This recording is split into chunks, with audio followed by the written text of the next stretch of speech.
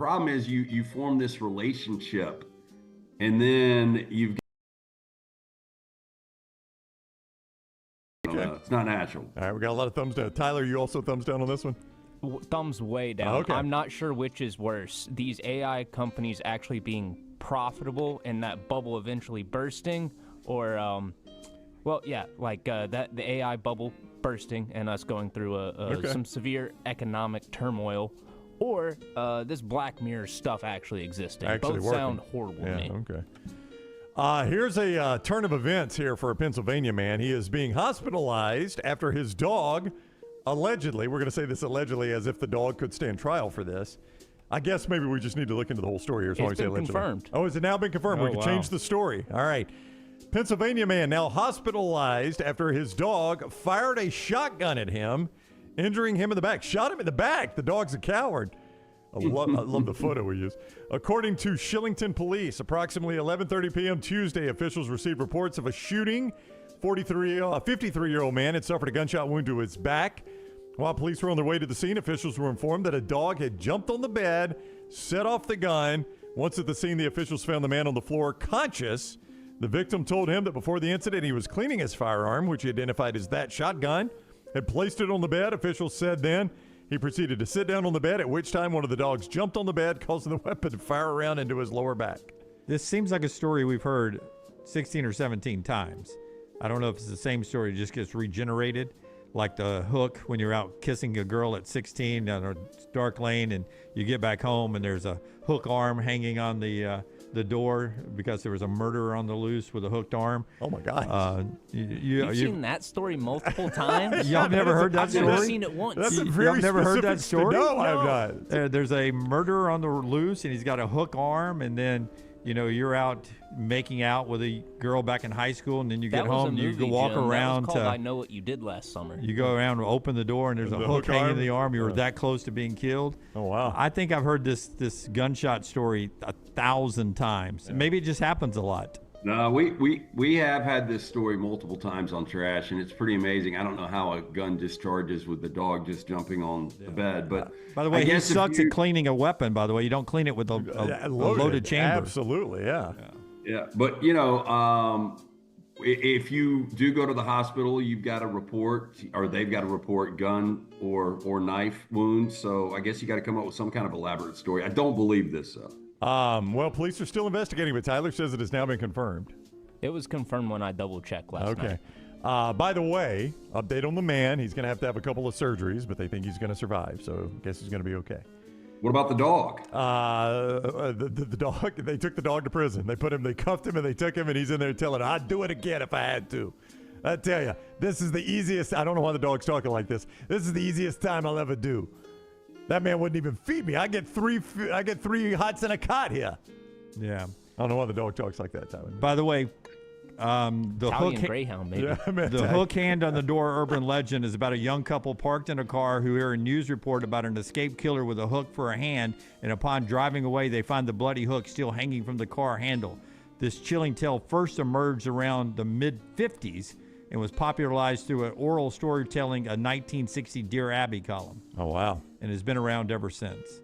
Oh, if it's Dear Abby, it's That's legitimate. right. It was so legitimate. What is the thought process that they pulled off at the right time and ripped his hook off? Yeah, the guy was trying to climb it. Catch up on all of today's Next Round on demand through the podcast platform of your choice. Apple, Spotify, iHeart, or Google Podcasts. Wherever you listen, always like, follow, subscribe, and turn on automatic downloads so you never miss any part of the Next Round. It's bow time. Tired of choosing between sweet and savory? Why not have both? Introducing Bojangles' new chicken and bowberry waffles. The bold Cajun chicken filet you love, now drizzled with a bowberry honey glaze and sandwiched between two warm waffles. Which means your favorite meal of the day just met your new favorite dish. And lucky for you, it's served all day. But it's only here for a limited time, so try chicken and bowberry waffles at Bojangles today. It's bow time. Have you been injured in an 18-wheeler accident, company truck accident, a car accident, or work-related accident? Call Alabama's largest personal injury firm. Alexander Shinara Trial Attorneys will fight for every dollar you deserve, and it won't cost you a dime. Trust me.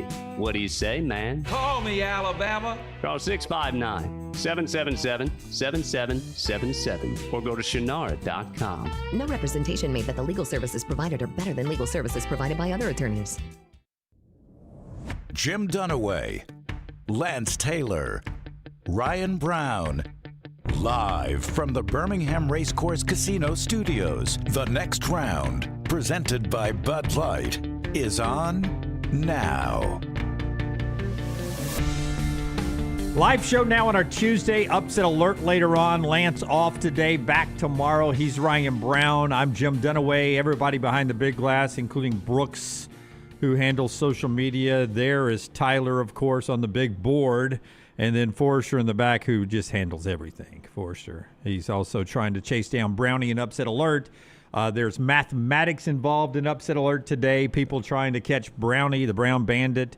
We'll do that at 10:30. Clay Travis on the show today. Justin Hokanson from Auburn Live, part of the On3 family, will be with us at 11 o'clock. We'll talk to Hoke about everything going on at Auburn, the coaching search, the quarterback decision that was made yesterday. Maybe sneak in a little basketball with Hoke, all that coming up on the show. He starts hour 3. But as we get going today, Brownie, let's start with Iron Bowl first. Okay, I didn't know where we're going. Let's go. Let's go Iron Bowl first. They made the announcement yesterday. 6:30 kick, Jordan Hare Stadium. Instant reaction from Alabama fans was? If it were not difficult enough already, adding a night game into the equation makes it even more difficult. Yeah. Maximum craziness loading. I've been to 1, 2, 3, 4, 5, 6, 7, 8, 9, 10, 11, 12, 13, 14, 15, 16 of the 17 Iron Bowls at Jordan Hare Stadium I've been to. Do you know the one you missed? Oh, excuse me, 15 of 17. 15, okay. Yeah. I didn't go to the first one because I was working. You were in Lexington, right? I was in Lexington, Kentucky, and I didn't go to the Sac Brody game because I didn't think Alabama had a chance. They did not. And I think Ohio State and Michigan were 1 and 2. Yeah, Lance and I argued about we remembered it differently. I remembered Ohio State, Michigan leading into that Iron Bowl. He remembered them playing at the same time. But either way, that was the factor in me not going to. That was a number 1 versus number 2 Ohio State, Michigan win back in the day, if you'll remember. Number 1, number 2, undefeated in the regular season meant if you lost, you didn't get to play for the national championship. Now it might mean, you still get a first-round bye. But back then, that was so massive, I decided to stay back from the Iron Bowl, which actually, that one broke a streak for me. I'd been to a bunch of Iron Bowls in a row. So for the game being announced for 6:30 at night, and when I was setting up here, you get a nighttime kick. It's happened 4 times in the Iron Bowl, a kick after 6. I know what you're going to say, Jim. It's always nighttime when the game ends this time of year. It is. Starts off, you get a beautiful sunset. I think 2:30 is the perfect kick for the Iron Bowl at Auburn because you start off with daytime. You get that beautiful sunset as halftime approaches. Against the San Gabriel Mountains. Then you get all the craziness. It really is. All the stuff you get at the Rose Bowl. You get all the craziness in the second half. But I went to Auburn earlier this year for the Georgia game. Their pyrotechnics right now, through the roof. Their light shows, the fireworks, the flares, the glow sticks. I mean, it's like a rave on the plains. They got it going on. So the night game will be crazy. That was the reaction from most Alabama fans I saw. Of course, it's going to be 6:30. Yeah. Not 2:30, not 11. Of course, it's going to be 6:30. Pour as much fuel on this fire that Alabama now has created. Yep. By the way, keep in mind, Alabama has started this fire. I don't want to sound like, is that Billy Joel? Billy Joel. We didn't start the fire. Alabama did, in fact, start this fire. If you take care of business this past Saturday, all these things are just ancillary discussions, but now they have massive meaning. The first Iron Bowl at night at Jordan Hare, 6:30, 1997. That was when Bad Mike DeBoe's team had Auburn beat through the swing pass to Ed Sissom, which I still think was a fantastic call by Bruce Arians. Yes, a future NFL head coach that got heavily criticized for that. Except he fumbled. He did. Fumbled. Jim. He did. Yes. Long field goal kick, 18-17 Auburn wins.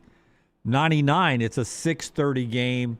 I believe it's Tyler Watts. Sean Alexander's the key here. Alabama gets their first ever win against down at Auburn at Jordan Hare Stadium. That was a 6:30.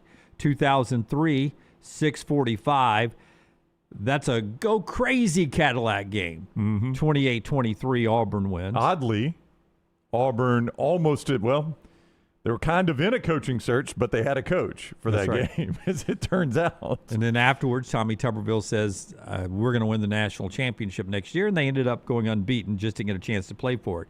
And then the last night game at Jordan Hare Stadium was Nick Saban's first Iron Bowl, and it was the Fear the Thumb game where Auburn wrapped up 6 straight in the series, and they haven't dominated the series since. 17-10, Brandon Cox, and Auburn wins the game. Those are the 4 night games, kicks after 6 o'clock in Jordan Hare Stadium Iron Bowl history. So in those 4, if you'll go back with me here, superior Auburn team, Alabama almost pulls the upset, superior Auburn team wins. Yes.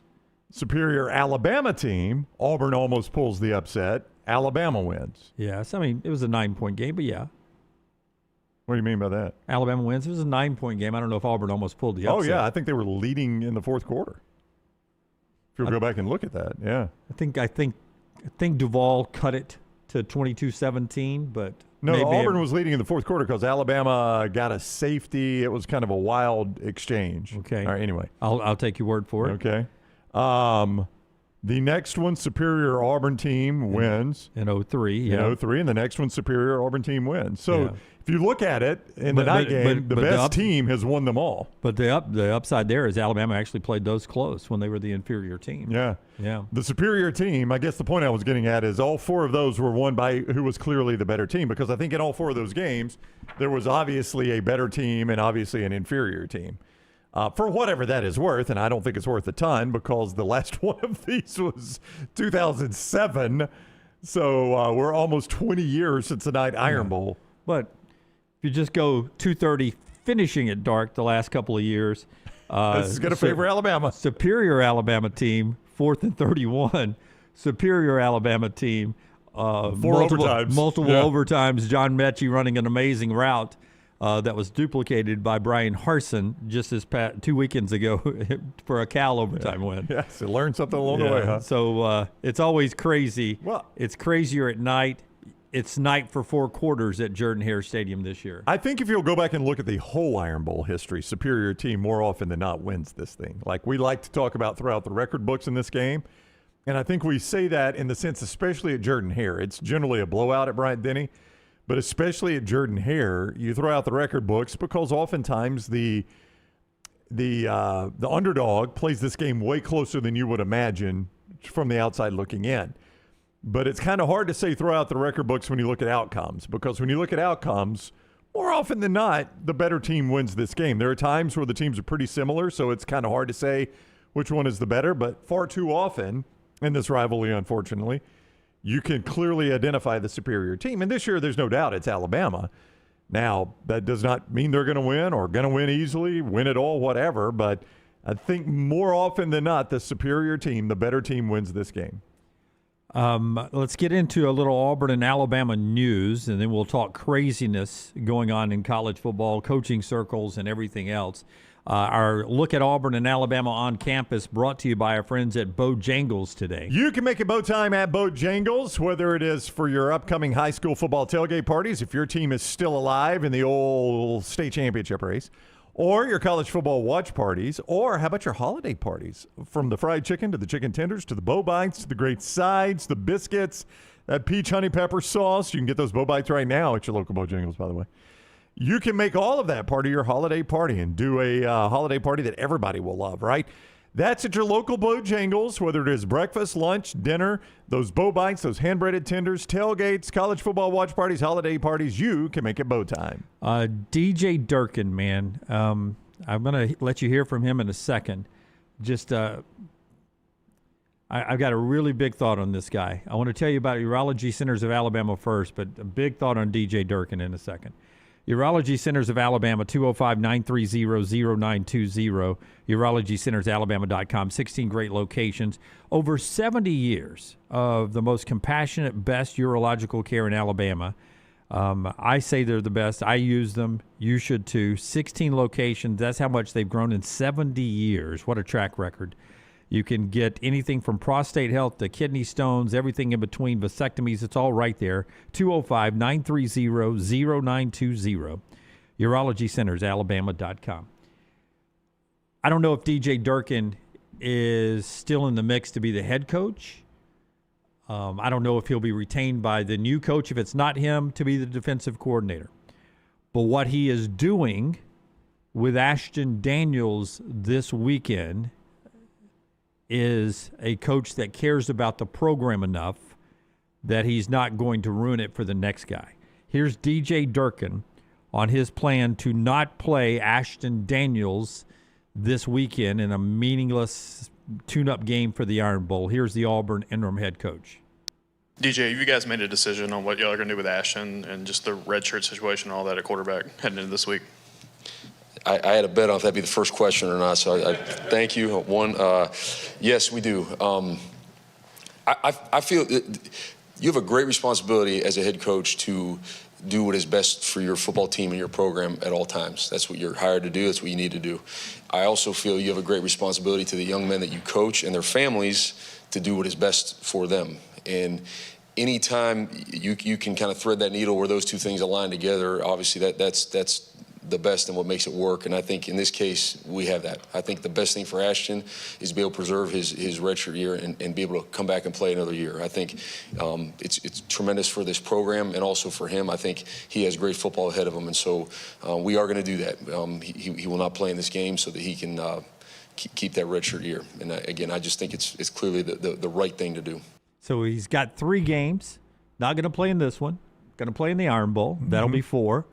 I would assume then if you do win the Iron Bowl and go to a bowl game, you wouldn't play in the bowl game either. I thought there was a rule that didn't count. Oh, that's right. Doesn't count anymore. Yeah, the Iron Bowl does, or the Iron Bowl. The bowl game does not count against your eligibility anymore. Yeah, good point, because we were having so many opt-outs and things like that. Assuming they haven't changed that rule, but that was a rule for a minute. Yeah. So not playing him this weekend, just a great decision. Well, look, I mean, you can approach this a number of different ways. Like, number one, you could look at it and say what you said, which I do believe, is that whether DJ Durkin is the coach next year and wouldn't mind having Ashton Daniels as part of his team, then he's trying to preserve that. Whether DJ Durkin is like, I don't care who the coach is next year, he needs to make the decision on Ashton Daniels' future, not me. That is also, I think, the right decision. This decision is made easier by the fact that it is Mercer on the schedule. I mean, if this were Oklahoma or, Vandy or somebody else, now you've got a decision to make here. Like, I don't want to roll Arnold back out there. I don't want to throw Deuce Knight to the Wolves against an SEC defense. It is a much easier decision. But make it an easy decision doesn't make it a wrong or right decision. I mean, you still got to make the right decision. I would say the flip side of it is, and you can make this argument too, if you're Auburn trying to win the game, Ashton Daniels just had the best game of his career. Now he's got to sit 2 weeks before he plays his next game. Is that good or bad? Some would say, well, he'll be well rested. He gets to work 2 weeks on Alabama, but there is a rhythm to football, and 2 weeks off is outside the rhythm of football.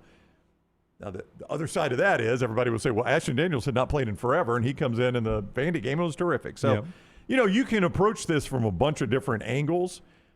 I thought this is probably what Auburn would do, but then I thought the other side of it, too, is it wouldn't hurt, even if it's just one quarter. Half of the first half, whatever you want to do,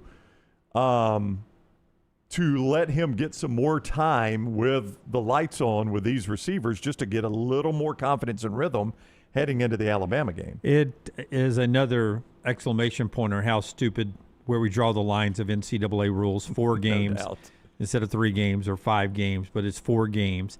Our kids will look back and say, so why did he have to sit out? Yep. Why couldn't he just play in all the games? You just play 5 years. There's no such things as red shirts.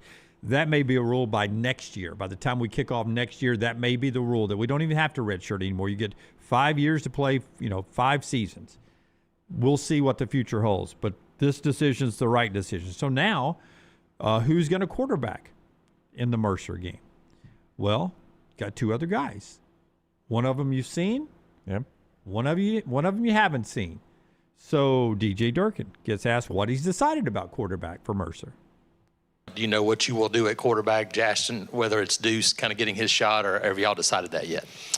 Both those guys are going to play in this game, Jackson and Deuce, and we're going to go through the practice week and kind of sort out what exactly that looks like. But I met with them both yesterday.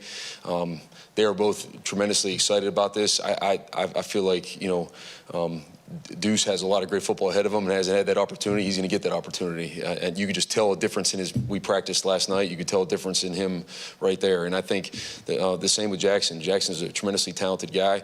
We're going to put together a great plan for both these guys to have success. And I told their teammates it's their job to rally around them too. And I know those guys will. They feel strongly about that. And so I'm looking forward to how the entire team responds behind those guys. So we finally get to see Deuce Knight out there. We've seen Jackson Arnold. One more question here, Brown, and I want you to react to this because can I get Forrester's mic? Who asked this next question? Because it is a question that's being asked now that Deuce Knight's going to start. I didn't hear him say, Forrester, he didn't start, did he? He didn't say Deuce was starting, right? He did not. He did not declare a starter. Okay, he just said and this will be Mike Gittens asking this question. Mike, well-respected Auburn insider. I think the War Report. Yeah. Mike does a wonderful job, and I think he has good intel. Oftentimes, here's Mike asking the question to DJ Durkin, where he says, now that Deuce Knight's getting a chance to start, which I thought was a very fascinating question. Weird place to start. Coach, since you are going to start Deuce, how do you get a young guy prepared here? You had 2 weeks to prepare for Mercer. Can you talk about the things maybe that you guys coached him on this week and how you get him prepared for his first start? So, again, both quarterbacks, we haven't decided starters and all that. It's both quarterbacks are going to play in the game, and we'll make that determination later in the week. But I think, with Deuce, it's like any other guy. You give him a plan and give him the right tools to help him that suit his strengths. And I think, again, it's about the teammates around you. I know the quarterback position gets the spotlight. Obviously, they often get more credit than they deserve and definitely get more blame than they deserve. But it's about the guys around him. And I think Deuce understands that too. He's got great players around him, and his job is to be, the distributor of the ball to those guys, and that's what we're going to ask him to do. One of my favorite Jimmy Buffett lines in a live concert, I saw him probably 6 or 7 times, was when the crowd would start singing ahead of Jimmy himself, he would stop and say, don't beat Jimmy to the words to his own songs.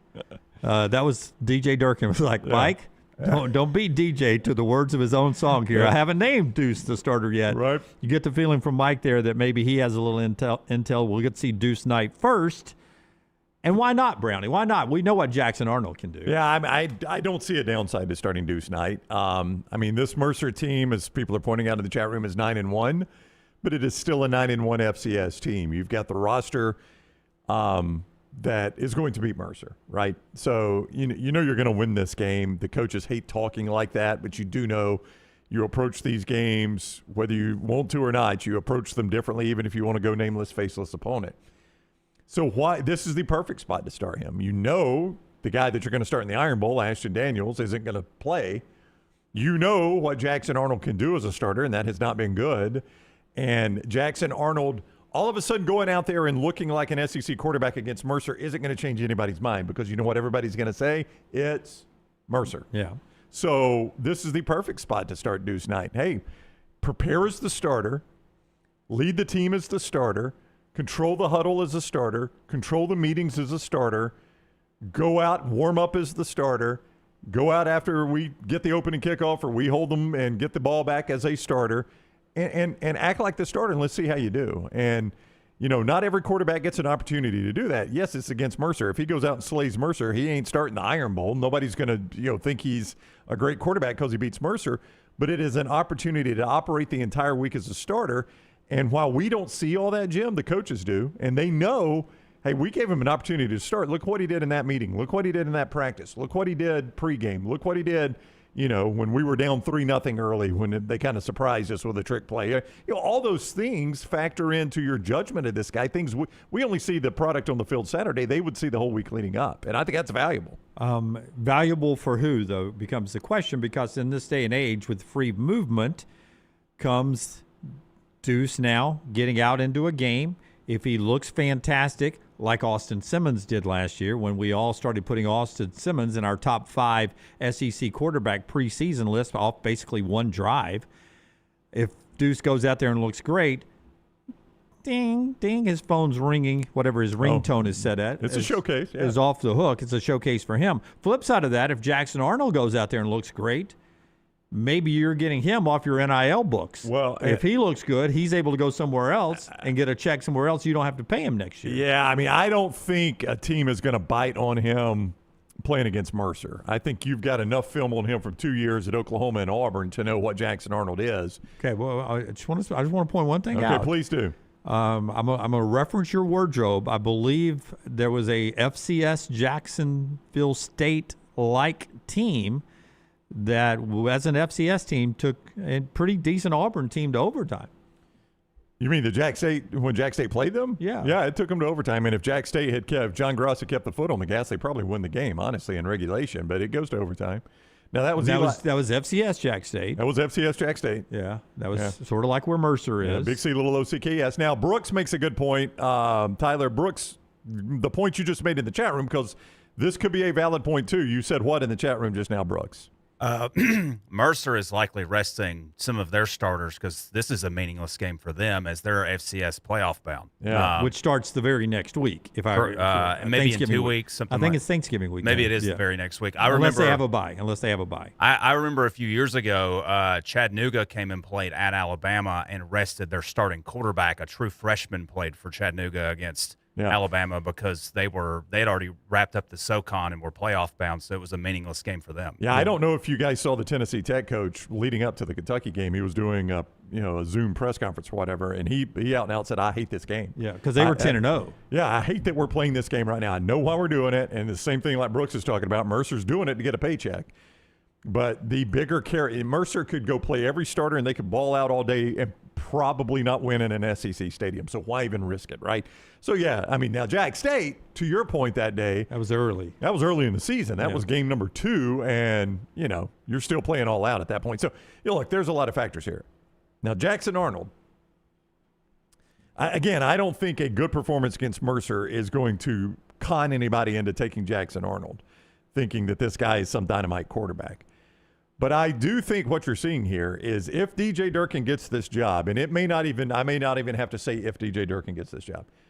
If Ashton Daniels goes out and plays any kind of good ball against Alabama in the Iron Bowl, win or lose, and I don't think Auburn fans are upset about this, especially if DJ Durkin gets the job after that, you've seen the last of Jackson Arnold at Auburn.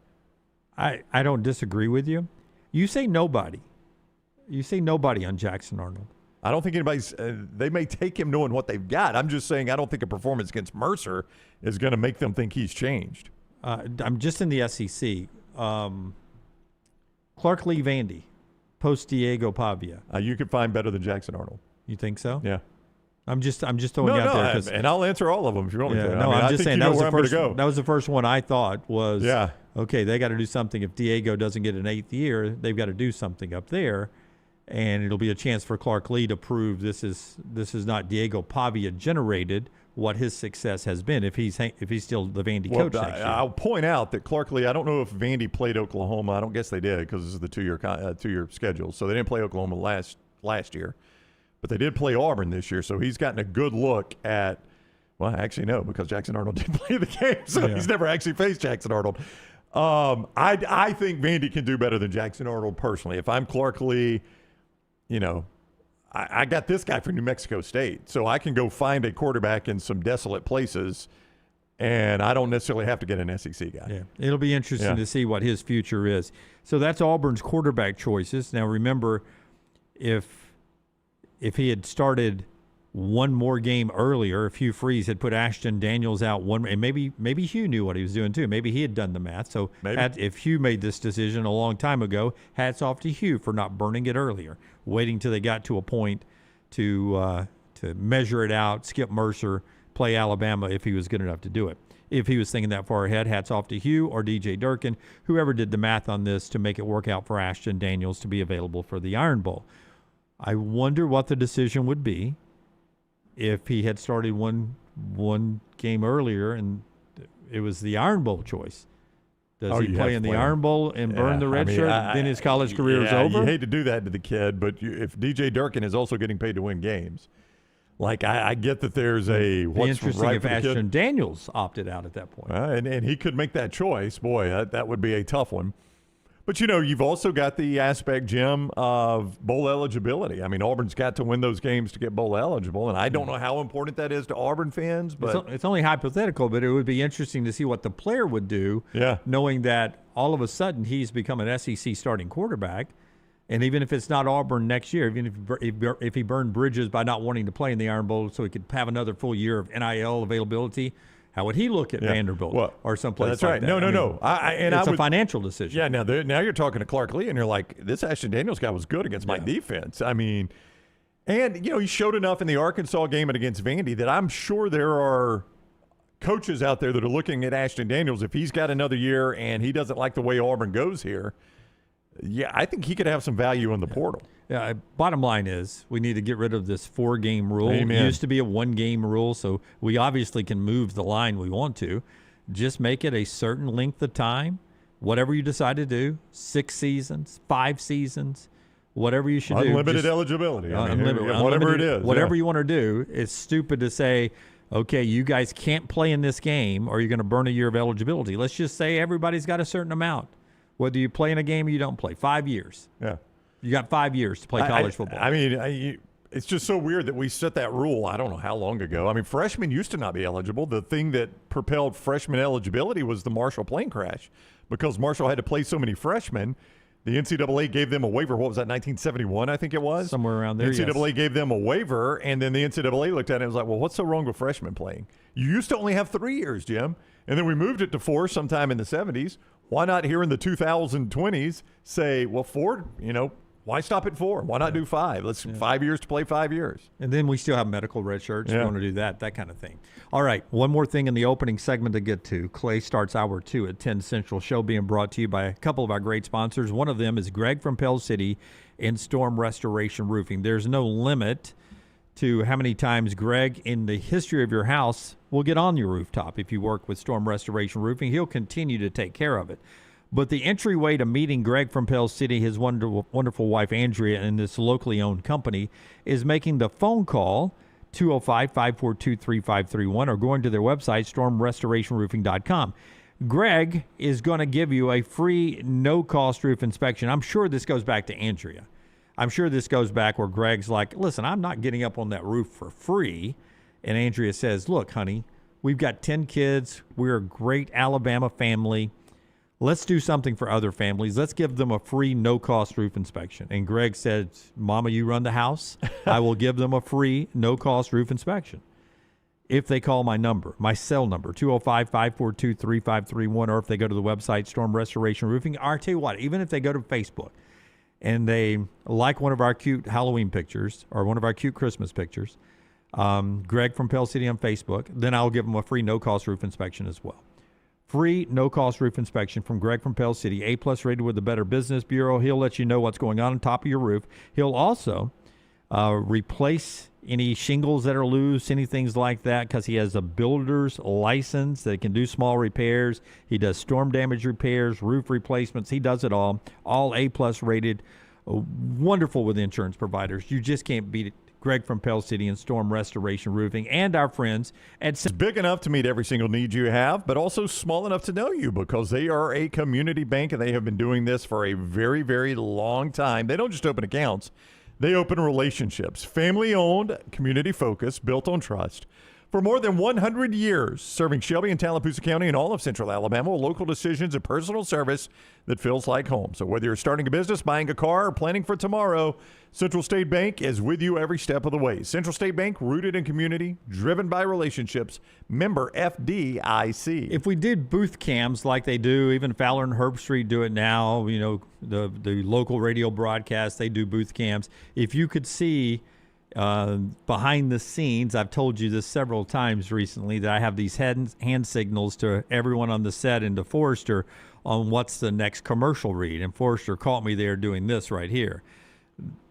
It takes me back to a memory I have when Maggie and I were dating. Her roommate was, we used to joke about, Tune In Tokyo. Where's my Matilda Bay caps? I don't know if you guys remember that. I remember Tune In Tokyo. Yeah, yes. Matilda Bay was a sort of a Bartles and James spinoff of a wine cooler back in the in the 90s. So that's what I was doing there. I have hand signals for everything. This is Central State Bank. We're unlocking a lock is what I'm doing here. Okay.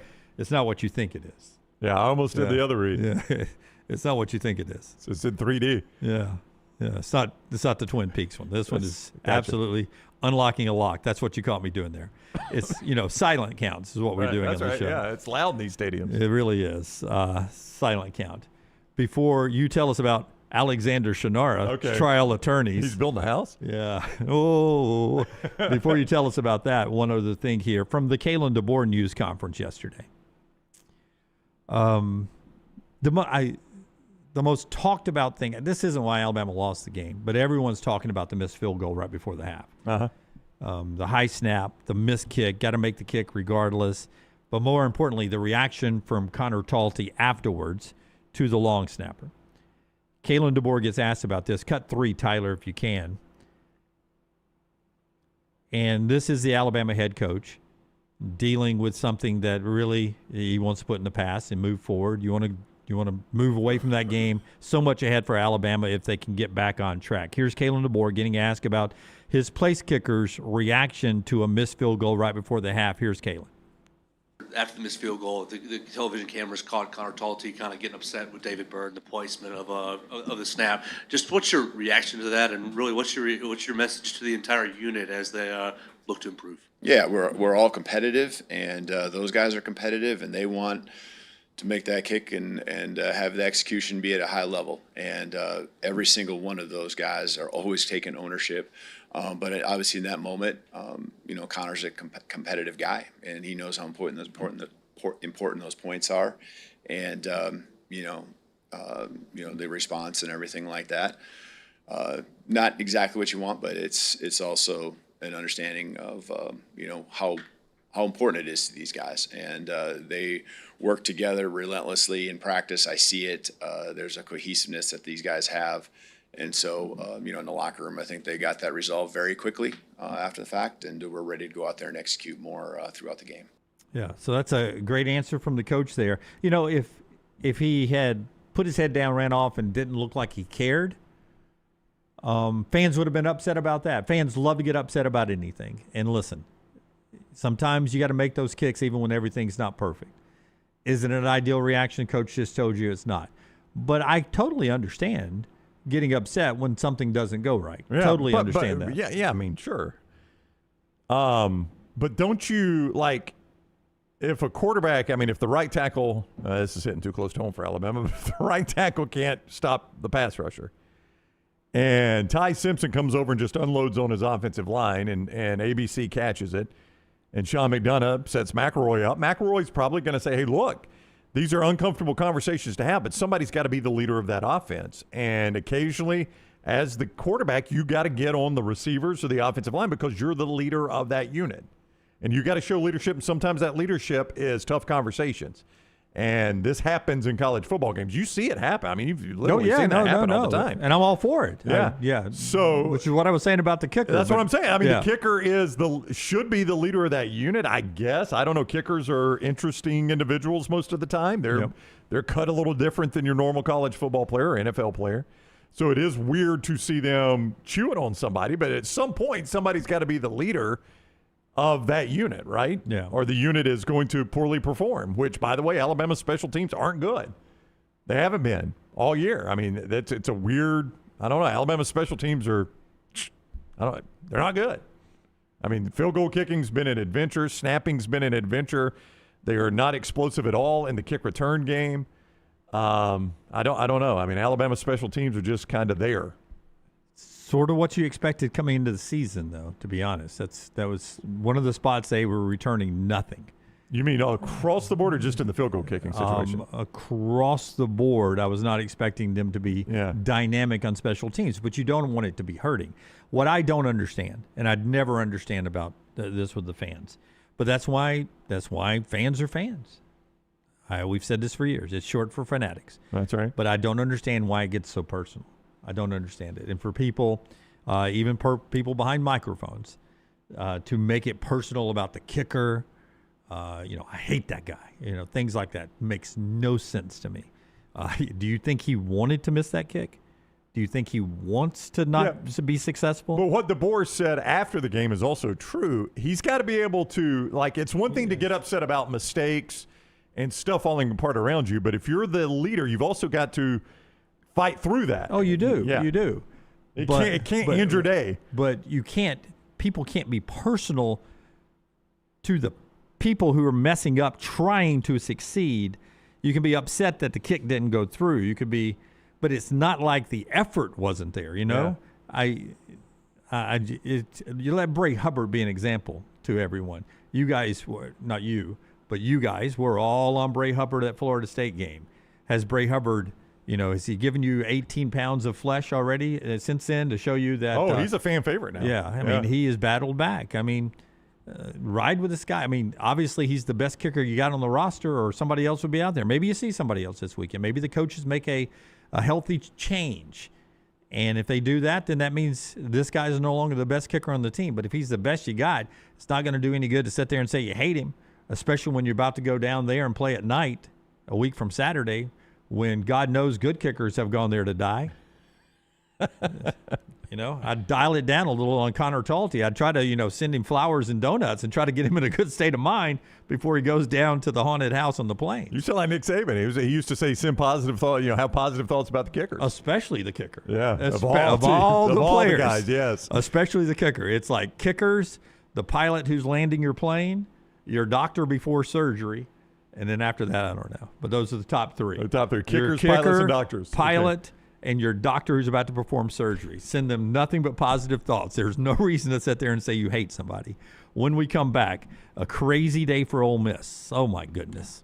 Oh, my goodness. And we started the conversation here, and then it became a national conversation, not because of us, because we knew what was coming, that Ole Miss at some point during the week was going to hold Lane Kiffin's feet to the fire, and apparently that started Saturday night and into Sunday and into Monday and now into Tuesday, where Ole Miss wants a decision. We'll talk about what is going on over there. Alexander Shinara will make sure you're taken care of. Alexander Shinara, trial attorneys. When you're in need of an attorney, Shinara.com, Shinara.com. That is where you go. You don't pay a dime unless they win your case at Alexander Shinara Trial Attorneys. One thing Alexander wanted to do was create a firm that took care of everything his community faced, and he has done just that.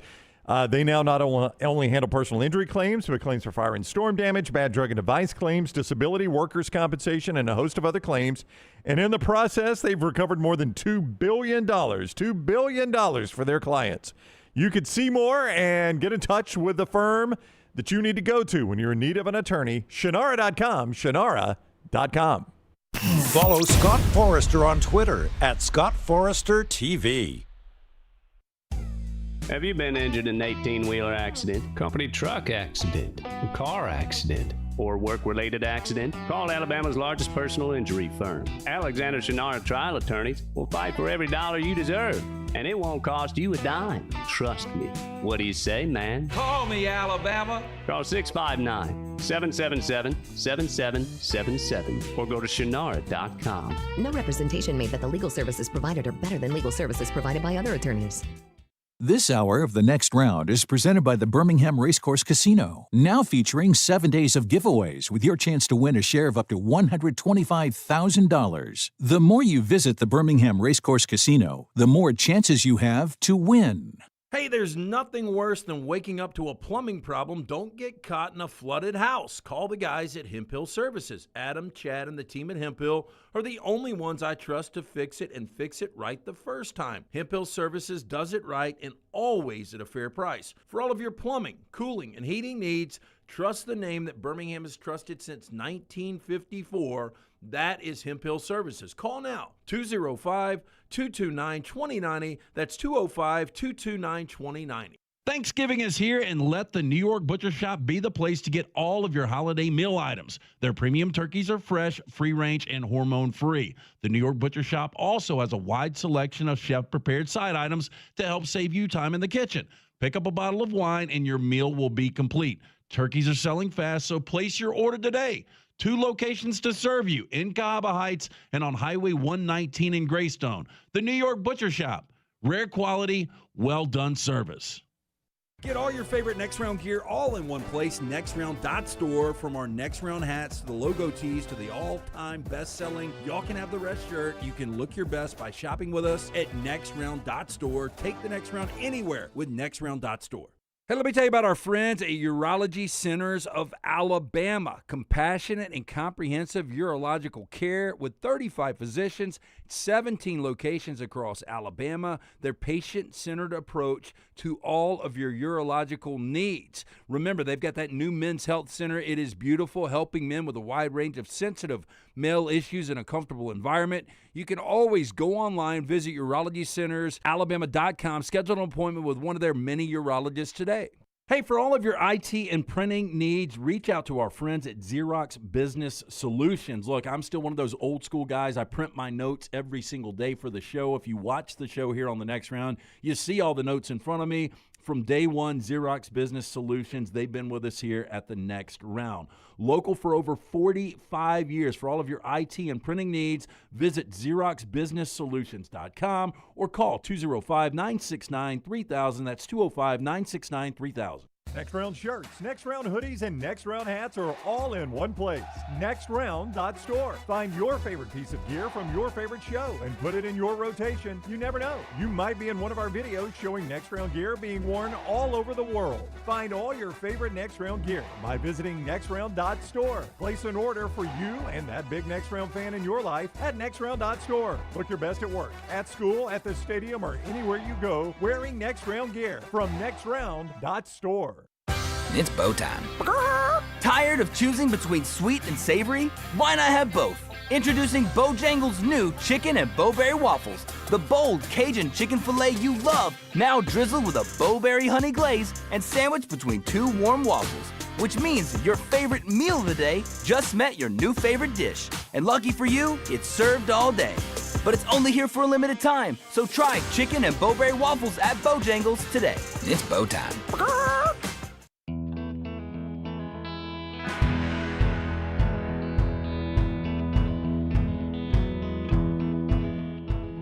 Back with you on the Next Round. By the way, Jeremy Bernard, who joins the show every Monday, you can go back and get that wherever you get our podcasts, including Apple and Spotify, for you audio folks out there. Also Spotify video, too. Now, thanks to Tyler.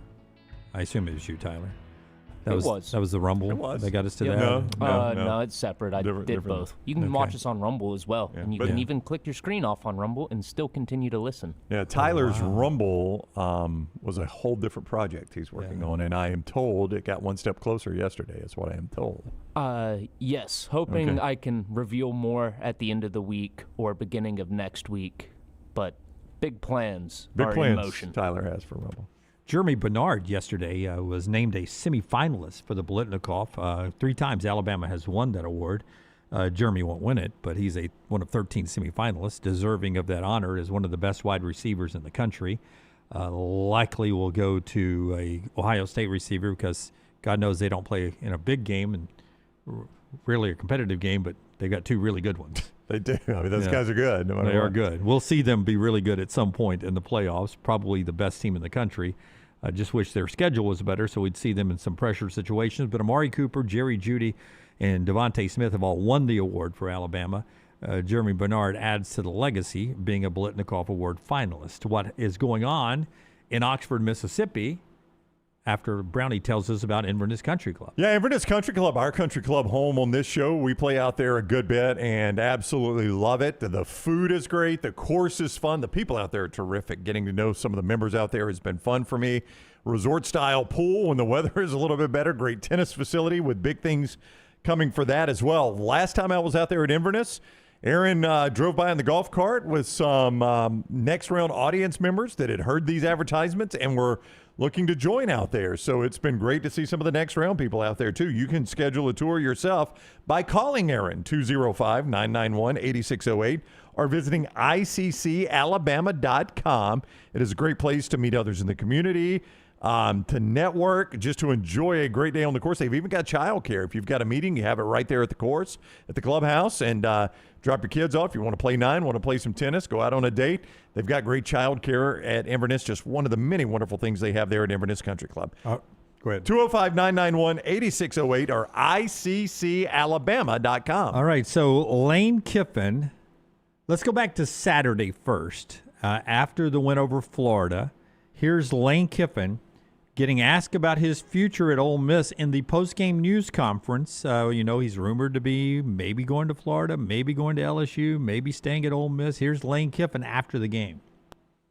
Lane, read the story from Ross Dellinger this week that he had that sit down with you, and there was a really striking quote there at the end where you talked about picturing yourself being at the elite blue bloods, but you sort of changed, and you didn't think it was necessarily a place like Ole Miss, but you've sort of changed your way of thinking, and that maybe this is the last chapter. There's a lot of talk about you for coaching searches right now. Do you anticipate being the head coach at Ole Miss next year?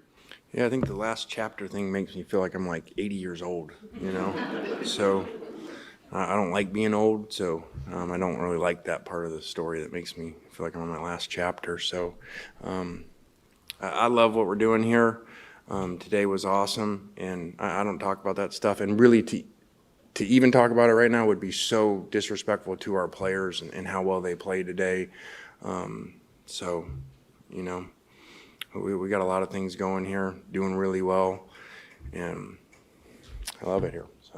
Yeah, I love it here, but you took that as a sign that it was an opportunity for him to shut this all down, knowing that Ole Miss had already been letting him know, hey, we're going to need an answer sooner rather than later, or you're going to sign this huge extension that I've put in front of you, rumored to be around $13.5 million a year, making him the highest paid coach of college football in that neighborhood. Probably could get it up even higher if he wanted to. Yeah, I think so. But that was an opportunity to say, hey, I'm going to stay, Rick. Let's do this, man. Yeah, I mean, I don't think there's any reason to believe that Ole Miss hasn't shown him they want him to be the coach there as long as he wants to be. And I believe, Jim, they have shown them they want him to be the highest paid coach in football. The same thing you just said right there. Now, there are other things in contracts than money. Maybe Lane Kiffin, before he puts his name on a sheet of paper, wants a bigger commitment to NIL or things like that. So, I'll give him the benefit of the doubt to say, before you lose all your leverage, get everything you want out of it, right? Because you don't always have leverage. This is going to be one of the rare times he's got this much leverage. Florida and LSU open at the same time, and you with your school about to go to the college football playoff. I don't know if Lane Kiffin will ever have this much leverage in his lifetime again, so you may as well get the most out of it. But assuming all those things are in place right there, he could easily shut this down at any time he wants to. Bye week for Ole Miss, which gets to the juicy part of the story. John Talty, CBS Sports, reporting confirmed sources that a Kiffin family member was in Gainesville on Sunday. Don't know, not reported which one, how many of the Kiffins, the Fighting Kiffins, were in Gainesville, but they were there on Sunday. And then the Advocate, which I believe is Baton Rouge. That's correct. The Advocate in Baton Rouge reporting that LSU sent a plane Monday to Oxford and took down a bunch of Kiffins to tour Baton Rouge, the even city, have photo pick out evidence? real estate. That is a photo. Lane Kiffin's family has arrived at BTR. So that is, that could be a hostage transfer in the Middle East from the 1970s, or that could be the Kiffin family, but I'm going to trust the reporting there from anybody who does this kind of thing. You're seeing live. We're about 500 yards away. We're live. Look at the tarmac as the hostages are getting off the plane. They're safe back in American soil. Let's go to Tehran, where Jim Dunaway is standing by. Jim, how are things in Tehran right now? That is the hostages. They've made it out of the Iranian airspace. And, everything's good. So Argo. Good to have them back. Good to have them back. The Kiffins down in Baton Rouge. So this is the we heard this all the time with Nick Saban, by the way. Terry Saban was in Austin picking out houses. Yep. For the move. Real estate agent told me. The real estate agent that showed them. That was the report. That showed her the houses. That was post Notre Dame win after the 2012 season that Terry was picking out houses in Austin. So advanced scout team from the Kiffins in Gainesville and in Baton Rouge scouting out. It does seem like a lot's happening. Right now, if I said on a scale of 1 to there's no way he's coaching the Egg Bowl, to 100 that 100% he's coaching the Egg Bowl, where do you put it right now? And if it's higher than 50%, you're lying to yourself. That even coaching the Egg Bowl, in my opinion. So wait a minute. So you're saying if I think it's better than a 50% chance he doesn't coach the Egg Bowl, I'm lying to myself? No, if you think it's better than 50% that he does coach the Egg Bowl. Because I was going to say 60-40, he does not. Yeah. 60% he does not, 40 he does. It wouldn't surprise me by end of business today or tomorrow, Lane Kiffin is no longer coaching this team. End of business today or tomorrow? Would that not shock you? Well, it would shock. So Wait. I'm lost. I'm lost. I don't know what you're saying. Yeah. That would shock me. That would shock you. Yeah, it would not shock you. Does that not seem like we're heading that he's either got to sign this or he's got to move? They got to move on. And I know the Egg Bowl's not this week, but they want to. If it's going to be Joe Judge coaching this team for the Egg Bowl and through the playoffs, they want to get going. I don't know who the first person to report this is, so I don't know who I need to give credit to. But the first person I saw report this was Trey Wallace of Outkick, and it's a fine place to give. Yeah, I mean Trey's a good dude. He's come on the show before. He does a good job covering college football for Outkick. Let's just say he's the first that we saw. He's which the is all we first can person do. I saw say by this weekend that was the deadline. By this weekend, I was did not the see deadline. that, so I did. So by this weekend, yeah. Okay. Now you got me because today or tomorrow that feels a little quick. I mean, it is Tuesday. Tomorrow's Wednesday. I'm aware of how the calendar works, and Monday, but Tuesday, Thursday. Yes. Now here's the other school of thought. Okay. I don't know what Lane Kiffin. The only thing I know about Lane Kiffin is he's about to be the highest paid coach in football. That's all I know about him. I don't know if it's going to be at LSU, Florida, or Ole Miss, or the New York Giants. I don't know, and do not hear anything I say as I am reporting that Lane Kiffin is doing anything. Far from it. I don't have any sort of sources with Lane Kiffin that I would report. So, I'm not. This is all speculation on my part. So I don't think he'll be at Ole Miss. I would probably stay there if I were him, but I don't know that he will. I think he's enamored with the Florida and LSU, and I get that. The other side of this, and I saw this morning, Brandon Walker, who is part of Barstool, and he's a big Mississippi State guy, he says Lane Kiffin is setting this thing up to be the hero. Right before Egg Bowl week, he opens up the suit and the Ole Miss logo's on the chest, and it would be fantastic. I'm the conquering hero. We're going to stay at Ole Miss, and we're going to do it here. It's the old, what was it in Wall Street? Wolf of Wall Street, right? I'm not going anywhere. I'm not going anywhere. Yeah. That's not what he said. Well, that's what we can say that he said, Tyler. Right. Yeah. But, I could see that side of it too, right? That would be fantastic. In fact, that's probably the betting favorite of the way Lane would operate in this thing because nobody manipulates their fan base more than Lane Kiffin. Like today, he sends out, it just so happens his daily devotional was about making big decisions in life. And you make the decision that 90-year-old, we've got it. Of course we've got it. So Lane, of course, sends this out today. Was that his devotional today? I don't know. Have the best Tuesday ever, everyone. Yeah. So it's all about making decisions. And when you make a decision, think of 90-year-old you. What would 90-year-old you look back on and say that was the right decision or the wrong decision? And if you make a list of pros and cons, but the one pro outweighs the cons, don't worry about the list. Nobody manipulates their fan base more than this guy. It is a constant roller coaster. And I guess Ole Miss fans, I know they want him to stay, but I guess if Lane Kiffin continues to do this, but then right before at the 11th hour at the Egg Bowl says, we're staying, I guess the Ole Miss fans would get fired up and stay behind him. Yeah. I don't guess you've burned enough bridges by doing it this way. But I don't guess. I don't know, but I don't guess. Forster, you followed this a little closer to me. Was it rumored that Lane was on that plane in Baton Rouge, or just Kiffin family members? I had not seen that part of the story. Brown, chime in if you've heard. I don't know. Yeah, I don't know. I have not seen. I was told he was in Gainesville. Yeah, here's some, I guess, kind of moving pictures. I don't know what to make of all this because, like you guys said, it's far away. You can't see anybody's faces. Yeah, we are putting a heck of a lot of trust in the Baton Rouge Advocate that this was actually Kiffin family members, which, by the way, they've been tipped off or they're not waiting at the airport. So I'm kind of inclined to believe it. That's right. My goodness, I've seen better Bigfoot pictures than that there. No joke.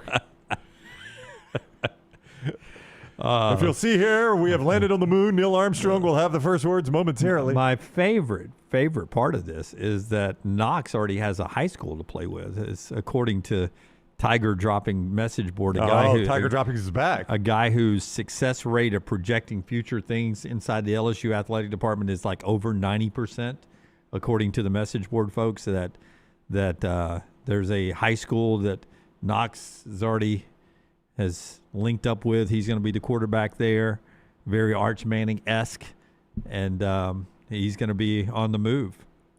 Couldn't get him to Thompson, but he's going to head down to some school in Baton Rouge. Yeah. I mean, where do you want Lane to end up? Oh, I don't. I kind of like him being at Ole Miss because it makes Ole Miss good. It makes Ole Miss good. He's turned them into a national contender. Nobody else has ever been able to do this. Not in our lifetime. Not in our lifetime, since Johnny Vaught did it back in the 60s. But he's going to have them in the college football playoffs, likely as a one-loss team, and Alabama's loss is only going to bump them up. Yeah. The rankings there, they're going to get a favorable home matchup in the first round. I like him at Ole Miss. I think LSU and Florida can be good without Lane Kiffin. I agree. I don't know. It'll be interesting to see if Ole Miss can stay good without Lane Kiffin. But I do think, it's such a ripple effect in this thing. His decision here can impact so many different schools. Oh. And it's going to probably impact John Summerall. I'm not surprised. It could impact Auburn, to your point. Which, if it impacts John Summerall, it probably impacts Auburn. But I'm not surprised, Jim, if Florida, if Kiffin says today or tomorrow or by the weekend I'm staying at Ole Miss, if Florida's next move isn't right to John Summerall, which upsets the apple cart for a lot of these programs. I don't know what LSU's next move is. It may be Summerall too. Yeah. He may end up right in the middle of this bidding war, which is great for him if he does. Yeah, all very interesting. Before Michelson viewing menu, I want to remind you, our friends at New York Butcher Shop, right now they have an opportunity for you to get all of the Thanksgiving meal, just a one stop right there. You get the free range, all natural turkeys from Joyce Farms. You can get it fresh smoked or brined. You can order yours right now at both locations. The Cahaba Heights location, you see the number on the screen there. Help me with that number, Forrester. Is that 970-7300? It is a little small on the graphic. The Cahaba Heights location is 205-970-7300. Yeah. The Greystone location is 205-703-8825. Now, I've done this before for Thanksgiving. One year I couldn't make it up to Mentone, and I got the great smoked turkey from Jim and the folks at those two locations in New York Butcher Shop. Delicious. And also the sides that go with it. His dressing. The cornbread dressing he puts together, shut the screen door. It's so good. You can get all the great features there all year round, their normal stuff, but right now the entire meal if you want to. And you could just do a bonus meal. If you're going to a family member on Thursday, order a bonus meal, have that waiting for you for Friday and Saturday football. What's better than 2 Thanksgivings? Welcome to America with our friends at New York Butcher Shop and Michelson Laser Vision. All right, it's time for the viewing menu presented by Michelson Laser Vision, and it is the outfit that changed Lance's life. Basically went from almost legally blind to near fighter pilot vision. You can do the same. Call Amy. Tell her you want the same vision that Lance got with Michelson Laser Vision. I'd love to see the world the way Lance does. What they do is they bring you in for that free evaluation and let you know if LASIK surgery is right for you. You can see more at michelsonlaservision.com or simply call Amy, 969-8100, 969-8100, or michelsonlaservision.com. Tyler. So yesterday I went to the theater and I saw Keeper from Osgood Perkins, supposed to be a horror movie. I couldn't tell you what it was about. It was just so boring. I mentally checked out about halfway through. Boy, lost Tyler halfway through. Yeah. Normally his horror movies are just very weird, and there might be things that I like and dislike about it, but this one just couldn't even hold my attention. Wow. So that's the biggest crime that movie committed. So today I'll be seeing Now You See Me, Now You See Me, Now You Don't. Also Now You See Me 3. Is that the John Cena documentary? Is that what that is? No, that would be a good name for it. That would be a good name for it. You're right. You couldn't see him for all these years, but now you can. No, this is Jesse Eisenberg and Woody Harrelson as magicians who pull off heists, and that's just going to be a fun time. They both play really smart-ass characters, and you get to see them do a heist with magic. So it'll be a fun time. Apple has added a movie that's gotten a lot of award buzz called If I Had Legs, I'd Kick You. With her life crashing down around her, Linda, played by Rose Byrne, attempts to navigate her child's mysterious illness, her absent husband, a missing person, and an increasingly hostile relationship with her therapist. In addition to Rose Byrne, it also has Conan O'Brien, Christian Slater, and A$AP Rocky. So very odd cast there, but it's getting a lot of buzz for awards. Max has also added a new addition to its catalog called Eddington. It's directed by Ari Aster, who did Midsummer and Hereditary, and it's set during the COVID-19 pandemic. So it's a standoff between a sheriff in a small town and the mayor of that small town on how to handle COVID, how to run the town, essentially. And it's just neighbor pitted against neighbor. The town is one big powder keg, and it stars Joaquin Phoenix. Wow. And that's all I got. Our algorithms never match up. All the things you say that are on Netflix are never on my screen. And I'm okay with that. I'm okay. We're different people. That's what Tyler's watching. Clay Travis coming up on the Other Side Show, brought to you by our friends at Alabama Power. Alabama Power wants you to make sure you stay on top of your power bill and you're never paying more than you are supposed to pay. And that's why they've got so many great tools for you to keep up with what your power bill says. If you've not checked them out, they're free, they're easy to use, and they help you save. Rate Advisor, it's like a matchmaker, but for your rate plan. Bill Explainer explains your bill in plain language you can understand. And don't forget Energy Assistant, connecting customers with savings programs and financial resources when they need it the most. So check out all three tools right now at alabamapower.com. Yo, kinfolk, what's good, man? Let me holler at you for a minute. You know how life can be life. You're out there chasing that dollar. Every dollar is accounted for going somewhere. Then all of a sudden, bam! Out of nowhere, a car accident. All I had to do was hit up my people at Alexander Shannara Trial Attorney. You already know when that dude Alex pulls up the trial, he shuts down the litigation situation. Yo, go to Shannara.com. Hit him up at 659-777-7777. Call me, Alabama. No representation that legal services provided are better than any other provider. What a matchup we've got, folks. Just nonstop action. The energy is electric and the fans are all in. An intense game like this calls for a Coca-Cola. Ah, crisp and refreshing. That's a game changer. Yeah, that taste scores every time. And just like that, they're back at it. Passionate fans and an ice-cold Coca-Cola. Now that's a winning combo. No matter the team, no matter the sport, everyone knows fan work is thirsty work. Enjoy a Coca-Cola. Hey, Lance Taylor from the Next Round to tell you about my friends at Michelson Laser Vision, located conveniently UAB Highlands. Almost 20 years ago, I went in for the procedure. Only took 12 minutes for both eyes. When I went in, I had 2200 vision. I was legally blind. Now I have 20/15 vision, still 19 years later. Make the call today. Schedule a hassle-free consultation. 969-8100. Dr. Mark Michelson, Dr. Jen Michelson, Michelson Laser Vision. Make sure you tell them the Next Round sent you. 969-8100 or MichelsonLaserVision.com. To everyone who craves a fresh meal made just for you, let our team member Jacob share what's special about Culver's. In Wisconsin, our food comes from the heart, and taking the time to handcraft your meal with care is how we've always done it at Culver's. It's why your Butterburger doesn't touch the grill until after you order. Come to Culver's and let us serve you a Butterburger made special just for you. From Wisconsin with love, welcome to Delicious.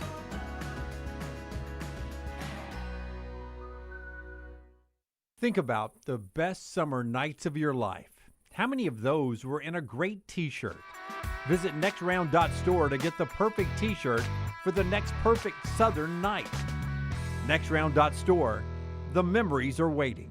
Storm season is here. Make sure you have a plan of action in place right now. Greg from Pell City and Storm Restoration Roofing should be your first call when storms hit. Insurance companies love working with Storm Restoration Roofing because of Greg Nelson's name and reputation in the industry. When storms hit, call Greg Nelson. He's local, 205-542-3531. He's the home of the free no-cost roof inspection. Greg from Pell City on Facebook, 205-542-3531. It's Storm Restoration Roofing. Hey, there's nothing worse than waking up to a plumbing problem. Don't get caught in a flooded house. Call the guys at Hemp Hill Services. Adam, Chad, and the team at Hemp Hill are the only ones I trust to fix it and fix it right the first time. Hemp Hill Services does it right and always at a fair price. For all of your plumbing, cooling, and heating needs, trust the name that Birmingham has trusted since 1954.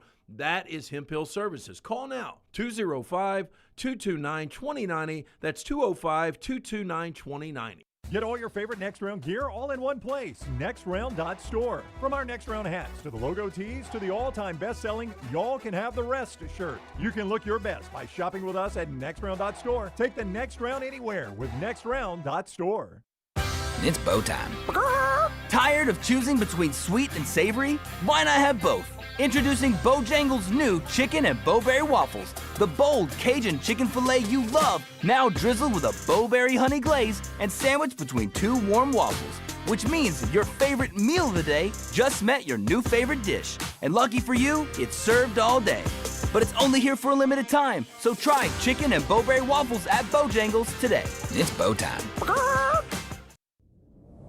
Jim Dunaway, Lance Taylor, Ryan Brown. Live from the Birmingham Racecourse Casino Studios, the next round, presented by Bud Light, is on now. All right, another hour 2 of the show today, live on a Tuesday. Upset alert coming up just about halfway through this hour. Justin Hokanson, Auburn Live, final hour of the show today. Lance back with us tomorrow. LTD&B, Tyler, Brooks, and Forrester behind the big glass. Last night, Cowboys keep their playoff hopes alive. They get the win over the Raiders. A heavy question mark in that one. Yeah, well, I mean, they're 4-5-1, but they're on the fringe of being a playoff contender. But they had to have that one last night to do that. Some of you watched the game at Twin Peaks. Best in the game. Hope you enjoyed it out there. Football continues there at Twin Peaks with that ice-cold beer down near freezing all the time. Unbelievable food, including their wings and the burgers that they have there. But embrace the chill where 29-degree draft beer is happening all the time in those chilled ice mugs.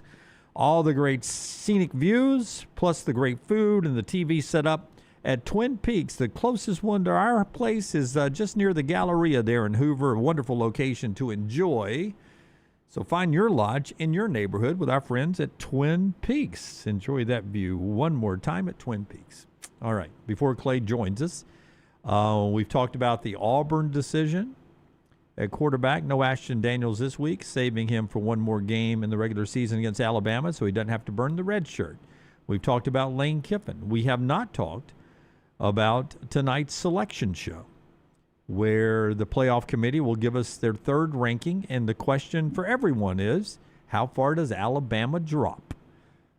And are they ahead or behind Notre Dame, which becomes very key to me. I personally believe they should be one step ahead of Notre Dame. I agree. They got a better resume, and the records are identical. So how else would you do it? Well, the question becomes, the worst loss is Alabama to Florida State. The two losses for Notre Dame is to highly rated playoff contender Miami and locked in the playoff Texas A&M. But at what point do volume of wins overpower worst loss? And that's what makes this an interesting choice tonight. Yeah. If it wasn't an interesting choice, we wouldn't have that debate. But that is the debate. Does the worst loss outweigh your better wins than their wins and their two better losses? It wouldn't stun me if they're in front of Oregon. It wouldn't stun me. I don't think it'll happen, but I wouldn't be like, oh my gosh, they put them in front of Oregon. Well, if they're ahead of Notre Dame and at Oregon, but if they're ahead of Notre Dame, that tells me, Brown, that's you control your own destiny. Right. You just went out, and they're not going to drop you out. So you had Ohio State 1, they'll stay 1. You had Indiana 2, they'll stay 2. Even with their performance, you had A&M 3, they'll stay 3. What that game did, it ended the debate on should Texas A&M be ahead of Indiana. That's right. That's no longer a debate. Yeah, you had Alabama 4, they're going to drop. You had Georgia 5, they should go to 4, right? You had Texas Tech 6, I would think they just jumped to 5. Ole Miss 7, they jumped to 6. Yep. And this is where it starts to get interesting. You've got to move Oklahoma in. You had them 11. Everyone's projected them to be ahead of Alabama. I don't know how you don't do that. When this gets cut and sent to Sooner Nation, they're going to hate me saying this. Alabama's the better team, but you also can't ignore what happened in the game. They play that game again. Alabama's a better football team than Oklahoma, but Oklahoma made the plays that they needed to win the game. So I think we're at the point where you probably still have Oregon 7. I think you have Oklahoma 8, Alabama 9, Notre Dame 10. Texas is going to drop back. Probably BYU 11, Utah 12, if I had to guess. And I think that's the way it's going to shake out. That's my thought. So I think you'll go Ohio State, Indiana, Texas A&M, Georgia, Texas Tech, Ole Miss 6, Oregon 7, Oklahoma 8, Alabama 9, Notre Dame 10, BYU 11, Utah 12. Yeah, and I agree with you, but the 11 and 12 spots will be reserved for ACC champion in Group of 5. This is the way the rankings will be, but then when they do the bracket, obviously they'll have to sneak those people in. So the debate is Notre Dame the last at-large team in, or is it Alabama? We will watch that tonight on the selection show. So how many, and keep that up in front of you, how many teams control their own destiny? First of all, Ohio State is in. Ohio State controls it. Indiana controls it. Yeah, they're in. Both of those are so in. They're controlling it. A&M. Texas A&M is in. Yep. Georgia is. I still think they control it because they control it. I'm just not saying they're in yet. The other three are in, no matter what happens. That's interesting because I thought last week we said if Georgia beats Texas, you thought they were in. Oh, I think they are in, but they do play Charlotte. If they lose to Georgia Tech, it becomes interesting at that point. But I would say Georgia's in. Yeah. Well, so if they lose to Georgia Tech, one of two things happens: either they end the season as a 2-loss team, or they win the tiebreakers. Alabama loses, so it sends them to Atlanta. So they either end the season as a 2-loss team, which I think still has them in, or they go to Atlanta, which we've always said is locked in. If you're in Atlanta, you're locked in. So I kind of think Georgia's locked in. Yeah, I'm gonna put that locked in. You've convinced me. Yes. All right, there you go. So Texas Tech locked in or no? Boy, it's gonna be hard to drop them out at this point. I think it is hard to drop them out at this point. But they could still lose who do they finish the regular season with? Let me look real quick. Which is why it makes it really hard to. I don't think they're locked in. Hard to be the last team in, because if Texas Tech gets beat in that championship game and they get 2 Big 12 teams in, that's why you don't want to be where we think Notre Dame will be tonight, where Alabama possibly could be. Texas Tech's remaining slate, Jim, they play UCF, they just beat UCF. They got a bye week. They're at West Virginia. Yeah. West Virginia's played improved football of late, but still. Especially at Morgantown. Yeah. There's no time set on that one. Night game in Morgantown could be a tricky spot to play. Anytime in Morgantown is tricky. Coming off a bye, though, it's kind of hard to see them lose that one, even if they lose the conference championship game, if they're undefeated. Just real quick, Tyler. Clay says for some reason he's not seeing the link. So if you want to send him a new one. So I think Texas Tech, I'm not going to say locked in yet, because you've got to allow the possibility for them to lose to West Virginia. Yeah, I agree. But they control their own destiny. They do control their own destiny. Oklahoma controls their own destiny. As long as they beat Missouri and LSU, it's going to be impossible to leave Obviously, them out. there's losing. Yeah. They're not. Nobody else is locked in. That's right. Notre Dame, I don't know if they control their own destiny yet. Give me the scenario that knocks them out. They win the rest of them, and Texas Tech doesn't lose, but they lose the Big 12 championship game, and Big 12 gets 2 teams in. At that point, either Notre Dame or Alabama, the way they stand, one of them is going to be out. Yeah, okay. I can give you that one, yeah. If Oregon doesn't Oregon doesn't lose to USC. And then there's USC that could throw a fly in the ointment as well. So still some interesting games down the stretch for the playoffs, as you want them to be. But the selection show happening tonight, and that's the key you're watching. Yeah. Alabama needs to be ahead of Notre Dame. You don't think there's any way they ever cave to this Miami-Notre Dame discussion, right, and flip those two? No, actually, Luganville and I talked about it on Monday Morning Live yesterday. You can still go watch that show if you like. Up all week long, always interesting as we break down and look ahead and big picture stuff.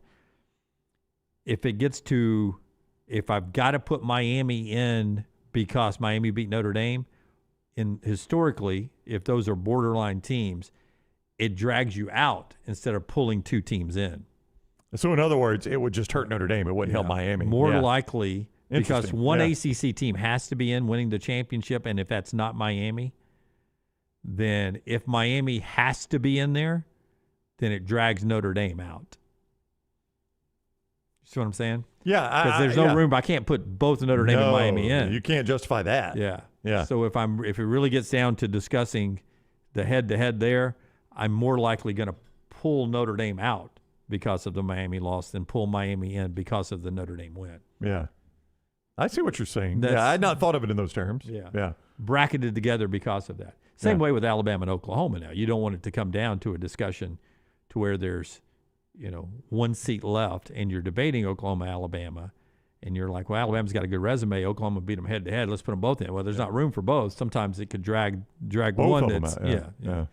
It happened with Baylor and back in the Ford team. It happened with Baylor and TCU. They were trying to manipulate the system, which also hurt them. But you're right. There was not room for both. So they said, well, we'll put neither in. And that was a 4-team, not a 12-team. But still, to your point. Clay coming up. Dr. B bringing you part of the show today. Tell us about Dr. B. Yeah, it's Dr. Beckenstein. Dr. B is the guy that has helped us grow our hair back, frankly. Both Lance and I went in for the risk-free evaluation where Dr. B took a look at our hair. He did the genetic testing to make sure we had exactly the right solution there.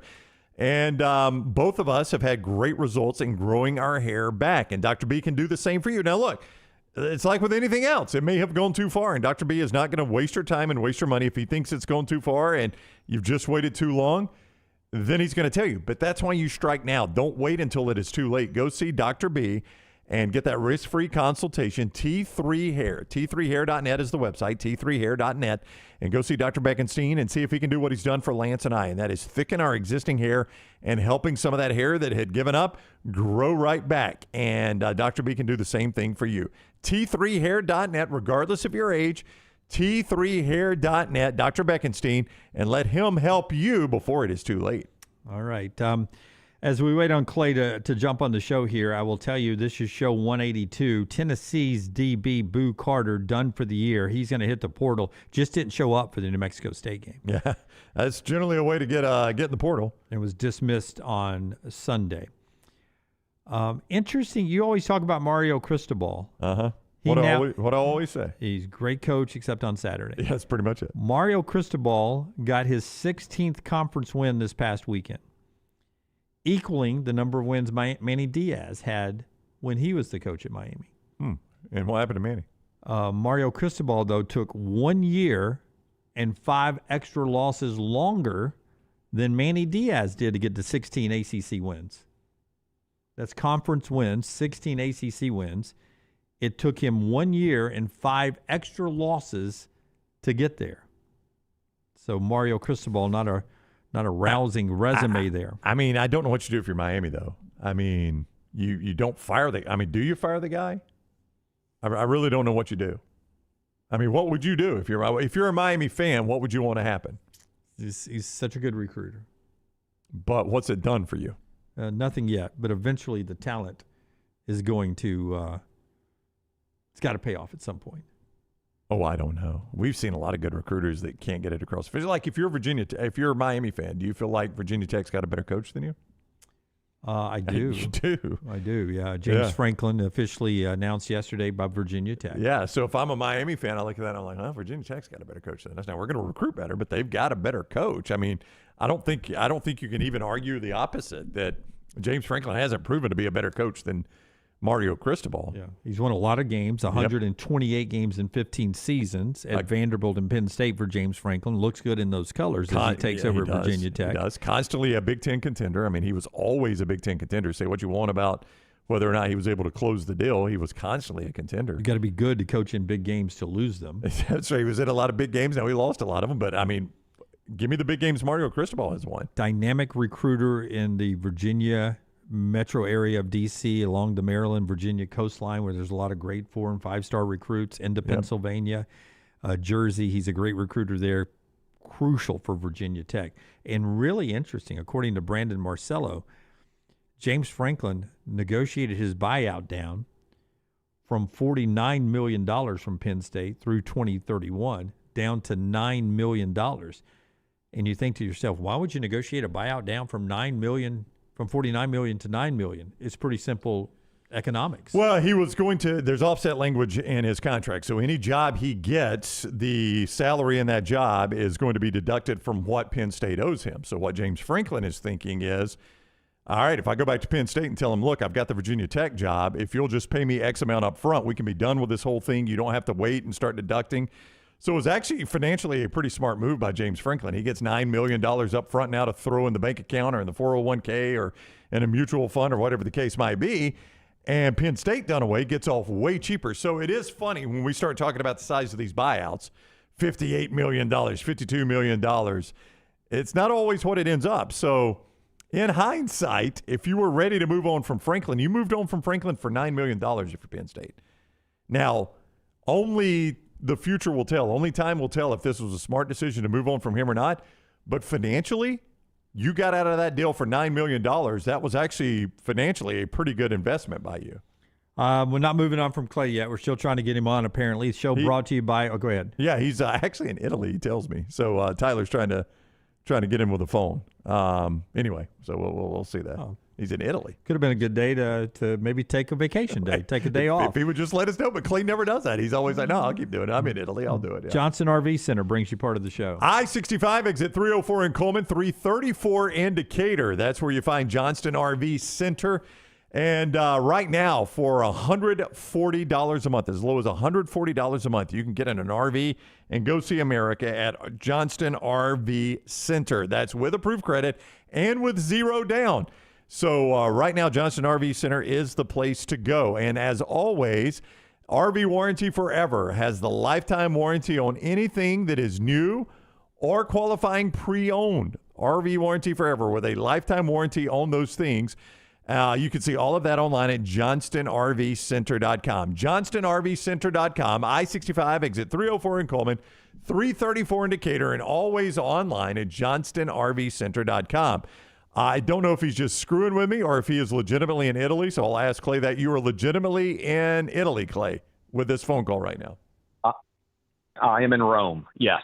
So you probably didn't expect that, but yes, I'm over here for work for the week, and then I'll be back for the weekend. So probably the only person who has a take on Alabama football, or at least I would imagine a smaller percentage of people here than back home. Yes, are you actually in the Vatican City? I'm close to the Vatican City. I'm actually overlooking the tomb of Augustus in Rome right now. As one does. As one does. So you're facing the east. I see.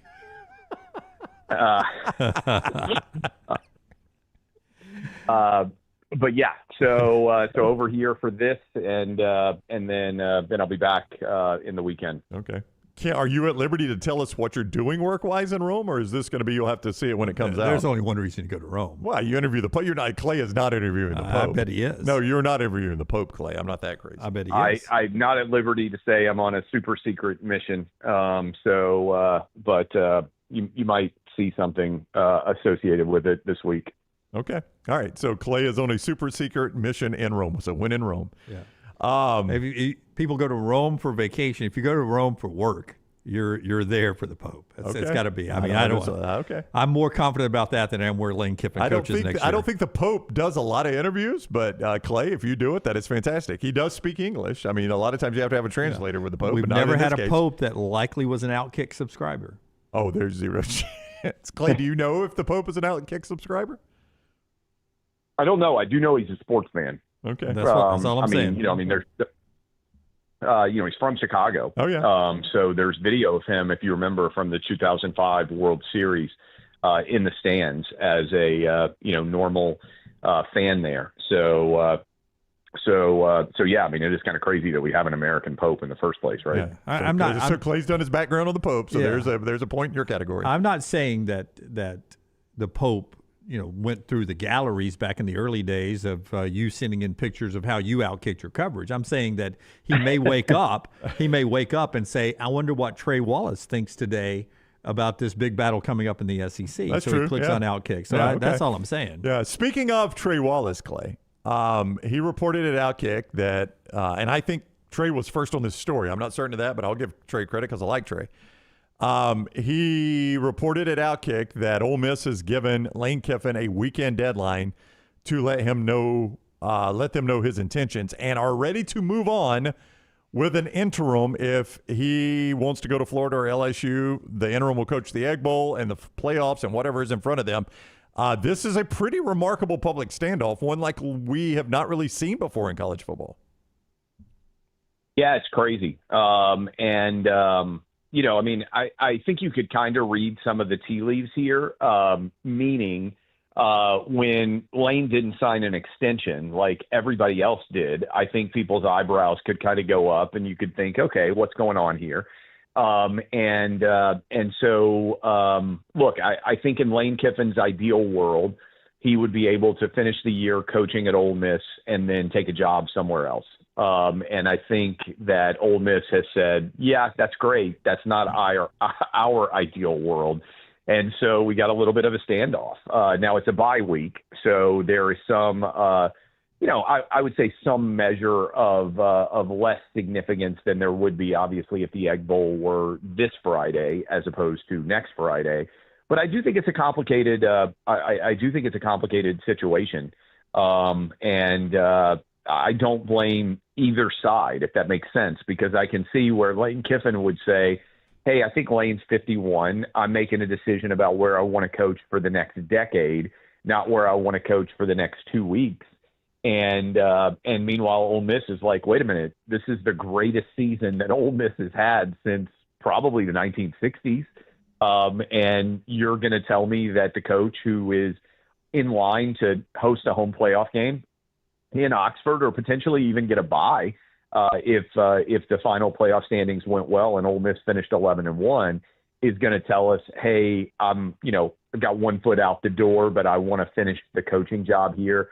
How's that going to impact the player performance, the coach performance, your performance, but also then layer on top of it the challenges associated with you're then recruiting and starting to manage a roster that will be directly competing with Ole Miss starting in, basically immediately. So I can understand the perspectives of both parties here. And I think they're kind of in an untenable situation unless Lane Kiffin decides, hey, I'll take your, which is not an awful situation. I'll take your $12 or $13 million guaranteed over the next 7 or 8 years, Ole Miss. And this is where I want to finish my coaching career.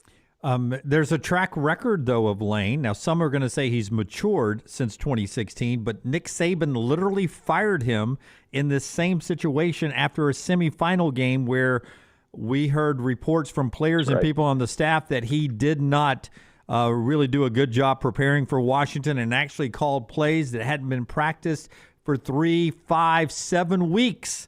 In Tuscaloosa, he was calling plays in that Washington game. So you understand why Ole Miss wouldn't trust him in that situation, though, right? Not only that, I mean, he walked out on Tennessee at the last possible moment in the middle of signing season, right? For those of you who've forgotten, took the USC job. And one of my favorite stories there is the Tennessee people were scrambling to turn off all the coach-issued cell phones because all the assistant coaches that were following Lane to USC were calling all the Tennessee commitments and saying, don't show up and enroll, we'll take you at SC. Which is, I mean, if you just kind of manage like a picture of people scrambling to try to get all of the official University of Tennessee issued phones turned off because the coaching staff was all calling everybody, all this highly rated, signing class, and telling them, hey, don't show up. The midtermers, don't show up and enroll at class. We'll take you out in L.A. Clay Travis with us from Rome. In the chat room, they're saying it's Rome, Georgia, that he's pulling our leg. It's not really Rome, Italy. Yeah, that would be very funny, but no, it's Italy. Clay on the Alexander Shinara Trial Attorneys Hotline. Okay, follow this question, if you will, okay? Let's say there is this standoff, and Kiffin's like, I'm going to Florida or LSU, and Ole Miss says, well, you're not coaching us. They make Joe Judge their interim. He coaches the Egg Bowl. It's a bizarre situation. They lose the game. Now they're 10-2. Could you see the playoff committee saying, listen, we got a bunch of 10-2 teams, Alabama, Oklahoma, Notre Dame, Miami. We got to pick from all these 10-2s. You don't have a head coach. And they leave them out based on that. Could you see that happening? Using the Jordan Travis rule? Yeah, the old Jordan Travis rule, yeah. Yeah, but I do think, I mean, if you had to rank players and coaches. Quarterback matters, I think, more than a coach. Although in college football, I do think you can argue that's less the case than obviously it would be in the NFL, for instance. But I think you could argue that it's, if you were looking at Ole Miss, 10-2 Ole Miss, if they lost the Egg Bowl, is a very different team without Lane Kiffin than 10-2 Ole Miss with Lane Kiffin is, or certainly 11-1 Ole Miss with Lane Kiffin. And if they went out as a favorite and lost, I know the game's on the road in Starkville, and Lane wasn't there, you could use that in the same way the committee did as evidence as it relates to Jordan Travis. There isn't necessarily a precedent coaching-wise, but they have set a pretty significant precedent on FSU. The one caveat I would add is that was a 4-team playoff era. And the challenge I think you would get into is, certainly Ole Miss would have to lose the Egg Bowl to put themselves into this equation. I think even 10-2 Ole Miss, it would be hard to argue is not a top 12 team. Now, granted, to your point, there could be 10-2 Miami, 10-2 Vanderbilt, 10-2 Oklahoma, 10-2 Alabama. There could be a lot of 10-2 teams out there. And so if you're putting them all into a hat and you're shaking them around, could I see somebody saying, hey, 10-2 Miami gets the last spot over 10-2 Ole Miss?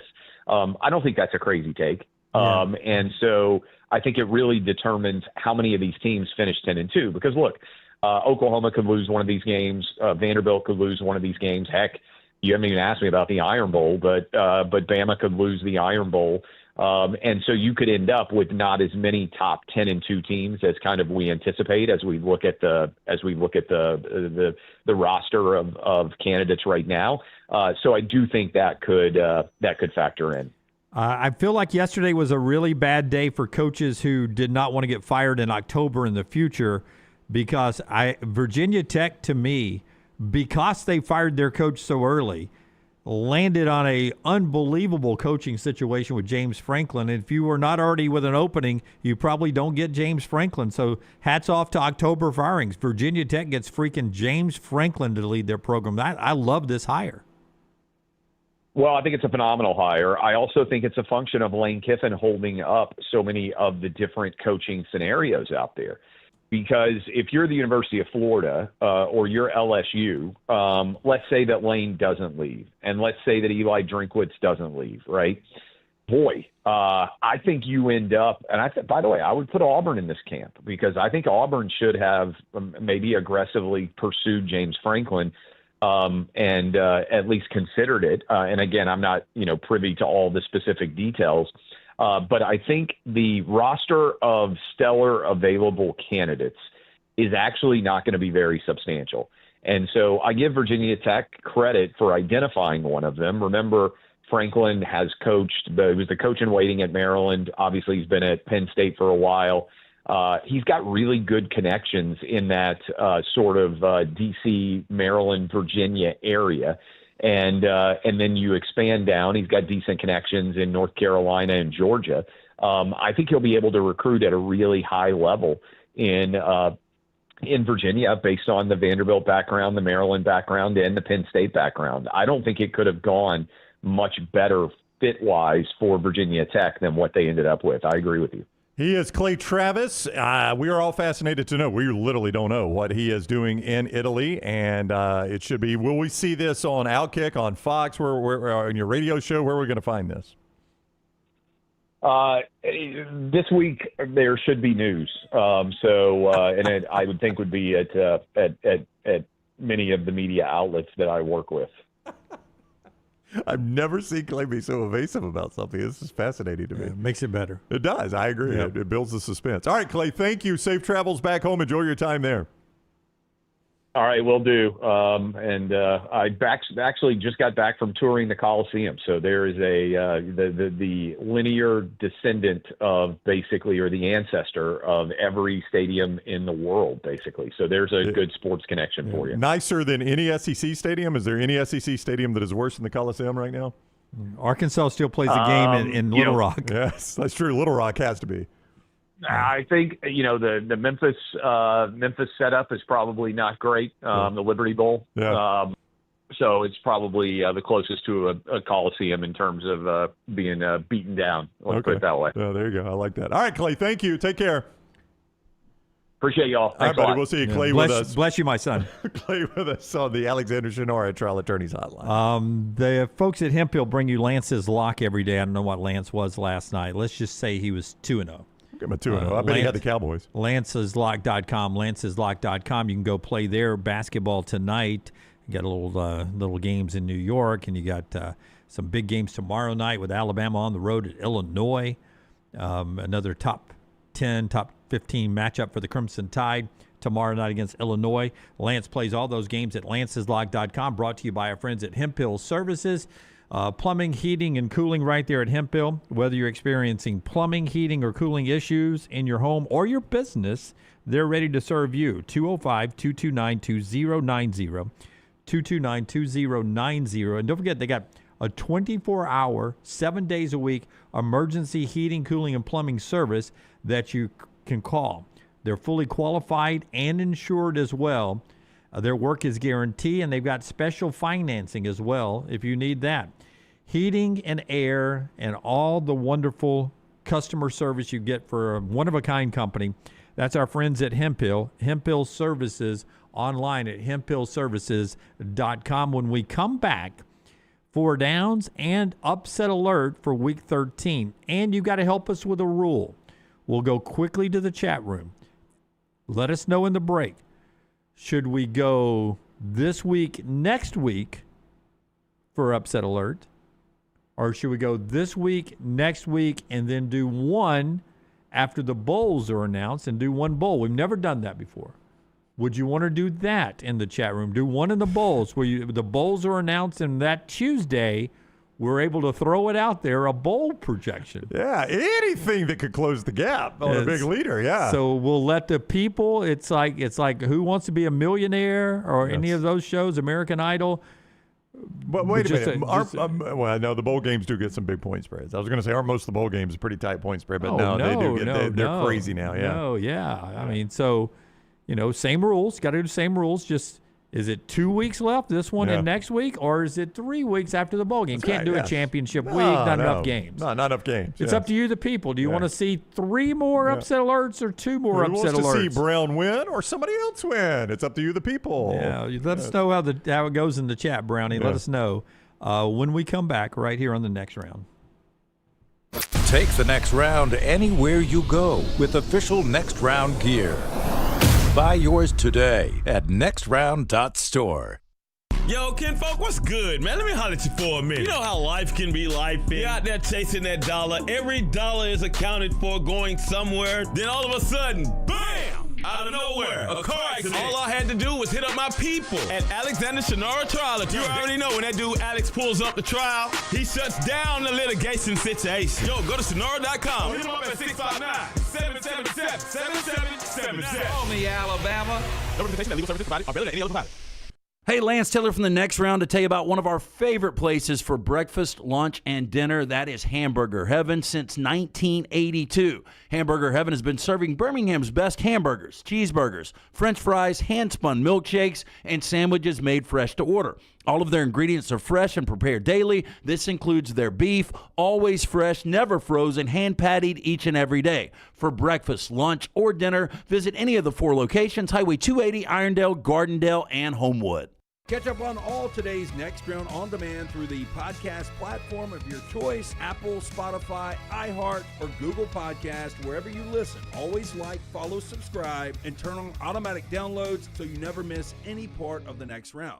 Hey, Lance Taylor from the Next Round to tell you about my friends at Michelson Laser Vision, located conveniently UAB Highlands. Almost 20 years ago, I went in for the procedure. Only took 12 minutes for both eyes. When I went in, I had 20/200 vision. I was legally blind. Now I have 20/15 vision, still 19 years later. Make the call today. Schedule a hassle-free consultation. 969-8100. Dr. Mark Michelson, Dr. Jen Michelson, Michelson Laser Vision. Make sure you tell them the Next Round sent you. 969-8100 or MichelsonLaserVision.com. At Central State Bank, we are large enough to serve you and small enough to know you.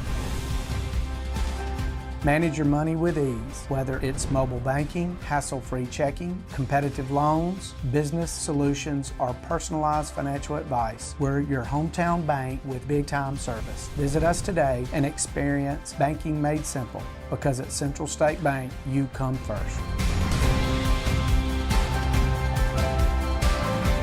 Member FDIC. Storm season is here. Make sure you have a plan of action in place right now. Greg from Pell City and Storm Restoration Roofing should be your first call when storms hit. Insurance companies love working with Storm Restoration Roofing because of Greg Nelson's name and reputation in the industry. When storms hit, call Greg Nelson. He's local, 205-542-3531. He's the home of the free no-cost roof inspection. Greg from Pell City on Facebook, 205-542-3531. It's Storm Restoration Roofing. Hey, let me tell you about our friends at Urology Centers of Alabama. Compassionate and comprehensive urological care with 35 physicians, 17 locations across Alabama. Their patient-centered approach to all of your urological needs. Remember, they've got that new men's health center. It is beautiful, helping men with a wide range of sensitive male issues in a comfortable environment. You can always go online, visit urologycentersalabama.com, schedule an appointment with one of their many urologists today.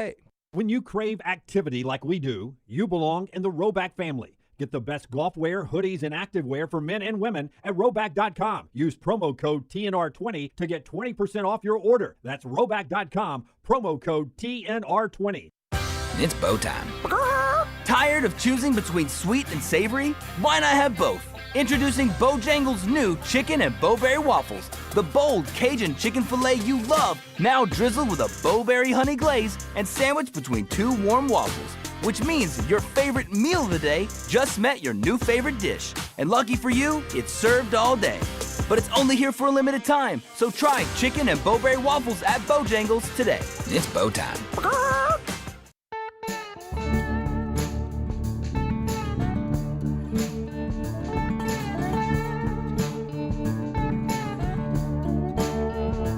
Back with you on the next round as we continue on. Boy, would you play me cut number 8, Deontay Lawson of Alabama? Now, when you lose a game, it's hard to talk to the players. Always has been for me. My first game ever to cover was back in the day when we got to go in the locker room, so you could interview anybody in the locker room. And my first one was Kentucky at Auburn. Auburn won the game, so it was fine. But the first, I can't remember. I'll have to go back and check. First losing locker room I went into. And ever since, I've always hated talking to players after losses. It's not fun. Basketball is not as bad, but in football it's horrible because, back then it's season's over with. So I asked Deontay Lawson after this loss this weekend, are you thankful for another opportunity out there in today's format with Auburn down at Jordan Hare Stadium? And listen to his reply and just the expression on his face and everything. I really liked the way he responded. Are you happy to have another opportunity down at Auburn to get a playoff spot? Man, we got an opponent next week before Auburn, so one day at a time. We just gonna continue to get better. Like I've been saying, man, I know how this group is. We're so ready to respond to adversity, and I just know the energy in the building tomorrow is gonna be great, and we're just gonna do everything we can to get better. So that's all our focus is. That was what he came out of the post-game locker room with, was that excitement, knowing that he had another opportunity, that excitement to know, all right, we can do this. We've done this before. We can rally from this defeat and have something special still in his last go-around in the crimson and white. Sort of found that encouraging coming right out of that locker room. It wasn't a woe is me situation for Deontay Lawson. Well, it'll be interesting. It's one thing to say those things, and you're right. That is the attitude I'd like a player to have. But then you'll have to prove it on the field at Jordan Hare Stadium. That is going to be an incredibly difficult spot for Alabama football, as it has been historically. I'm sure I will say this line I'm about to say several times over the next 2 weeks. The Iron Bowl at Bryant-Denny is generally pretty boring. It's a blowout normally. The Iron Bowl at Jordan Hare is off the rails normally. But here's the line I'll say. It gets talked about how off the rails it has gone. The last 2 Iron Bowls at Jordan Hare, it's going off the rails in Alabama's favor. Normally it goes off the rails in Auburn's favor. The last 2 have gone off the rails in Alabama's favor, which is craziness, though, to get to that point. To that point, but the craziness has benefited Alabama in the end in the last 2. Yeah. I mean, you go back to the overtime game, Tank Bigsby running out of bounds is the one thing that saved Alabama there. That was craziness, right? You go back to 4th and 31, a fumbled punt is the only reason Alabama's in the situation to execute 4th and 31. Yeah. Yeah. So, You're right. I mean, it has gone in the favor of Alabama recently. So it's always crazy. It's just who does it favor? Got to get to 4 downs. Got to get to upset alert here. But before you tell us about CPAP Plus, Justin Hokanson at the top of the hour. Hoke is reporting from practice. Deuce Knight, the first quarterback up during 11-on-11 work in early practice. Almost like he's the starter? Jackson Arnold was second. Yeah. So we'll talk to Hoke coming up at the top of the hour. Tell us about CPAP Plus, and let's do 4 downs. Yeah, CPAP Plus is I'll tell you what I'm going to do. What are you going to do here? Tell us about CPAP Plus. Okay. Hit the open. We're going to give full attention to our upset alert. We'll do 4 downs after Hoke. That's an audible. Okay. All right. So we're going to audible. All right. So CPAP Plus, upset alert. Top of the hour. Okay. Hoke. Okay. All right. Just so I'll know. All right, CPAP Plus, sleephomealabama.com. That is the website. Sleephomealabama.com. That takes you to our friends at O'Neill Medical. And they are doing a really, really cool promotion right now. It's called the Show Your Score promotion. If you use a ResMed machine, bring your app in, show them the MyAir app score. You've got an app there with ResMed that shows you the MyAir app score. And it puts you in running for a ResMed Air Mini, which is the travel CPAP. It is worth $900, and they are going to give one away.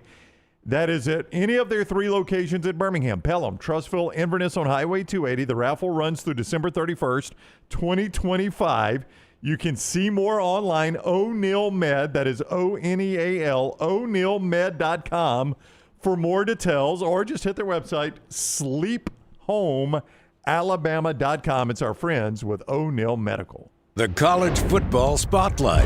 Sound the alarm. College football's upset alert. And the Spotlight is presented each day by our friends at Alexander Shinara. The Shinara Spotlight.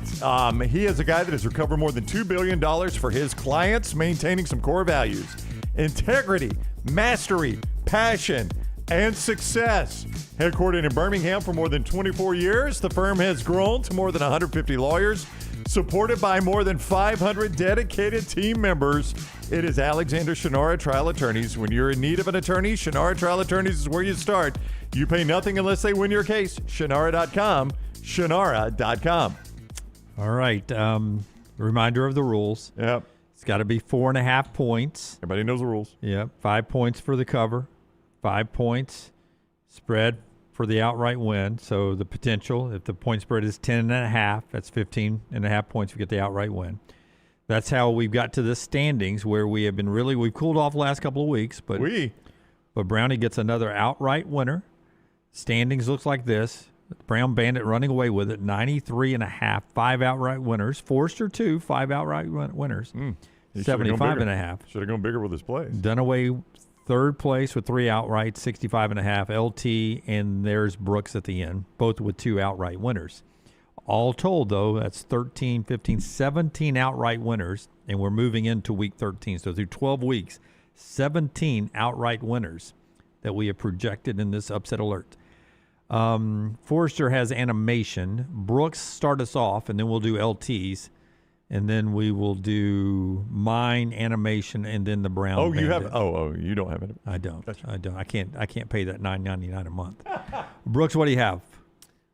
I'm going to go to Conference USA this week and take what was the most difficult logo I've attempted to draw here yet, the Missouri State. I'm going to take them plus 6.5 at Kennesaw State. Actually, a really good job. They have won 5 in a row, 4 in a row on the road. They are 6.5-point dog on the road in Metro Atlanta, and I'm going to take Mo State here. I'm surprised they're the underdogs, and a good job at drawing. Good pick, good draw. Yeah, I mean that's a check there for you. Kennesaw State coming off a loss, by the way. That's one of those angles. Both are right 5-1 in Conference USA That's right, play. yeah. So Who's 6-0 in Conference USA play? It's Jacksonville State. Big C, little OCKS. Took them in my pick 3. Yeah. And that is the largest crowd ever to see a football game at Jack State. It was a great scene, great pyrotechnics at night and all of that. Also, extra credit for not using up an entire marker to draw the bear. Yeah. Good work, Brooks. Oh. Yeah, way to go, Brooks. Lance is not here to criticize marker use, so Tyler is going to pick the ball up and run with it. Speaking of Lance. Yes. And speaking of swinging for the fences to try to catch the Brown Bandit, Lance is going to go with the Syracuse Orange. For Notre Dame, Jim, this is a nameless, faceless opponent, right? That's right. It's That looks Syracuse. like he's moaning us. That's a cheese puff. Syracuse is what It's it my is, Halloween guys. costume. I'm the cheesiest. This was this was a rush order. I got this pick during the Clay interview. I would like a little respect for the drawing for Lance here. It does look like Tyler's Halloween costume. My wife said, I hated those commercials until Tyler did the costume. Now I kind of like the commercials again. So Syracuse, Jim, 35.5 is your point spread on this one as they take on the Notre Dame Fighting Irish. This is Lance's attempt at a Hail Mary to hit one to catch the Brown Bandit. So it's 34.5, and if he wins, that's 40.5 points. Where does that get him in the standings? Say 34.5 or 35? I got it at 35.5 right now, yeah. 35.5, so 5, that would be 40.5 points. That would take Lance from 53 to 93.5. It'd make him tie. It's almost like he's playing Price is Right. Tie game. Yeah. Or Final Jeopardy here. Yeah, sure, yeah. That's what it was. Final Jeopardy is what I meant. All I Yes. got to do is bet $1. Yes, thank you, Brooks. Final Jeopardy is what I meant there. Well played by Lance. That works out mathematically. Same vein for me. But I'm trying to. You're gonna do it like when you got 3rd and long. You're just gonna try to get a manageable That's fourth right. down. I've already told the offensive coordinator we're gonna go for it on 4th down. Yeah. So it's 3rd and 25. Let's get manageable Let's here. get it back to try to go 4th and 10 or better. Yeah. I'm gonna take a team 14 this morning where I saw it. Okay, I'll look right now. Covers.com. It was 14 when I drew this, so Okay. 14.5 is what I'm getting.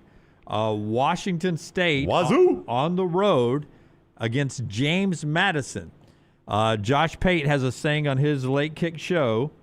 By the way, I did that one drawing really quick, not too bad. That's a really good Washington State look. boom, I like boom. it. Yeah. 14.5. There is Josh Pate always jokes about November air for playoff contenders, how it gets the air gets a little thin up there and when you're contending for the playoffs. James Madison could be group of 6 playoff contender playing, Brown loves it when I say this, playing former Power 4, Power 5 opponent Washington That's right. State. Nothing more intimidating than a team that got kicked out of the Power 5. Home game James Madison.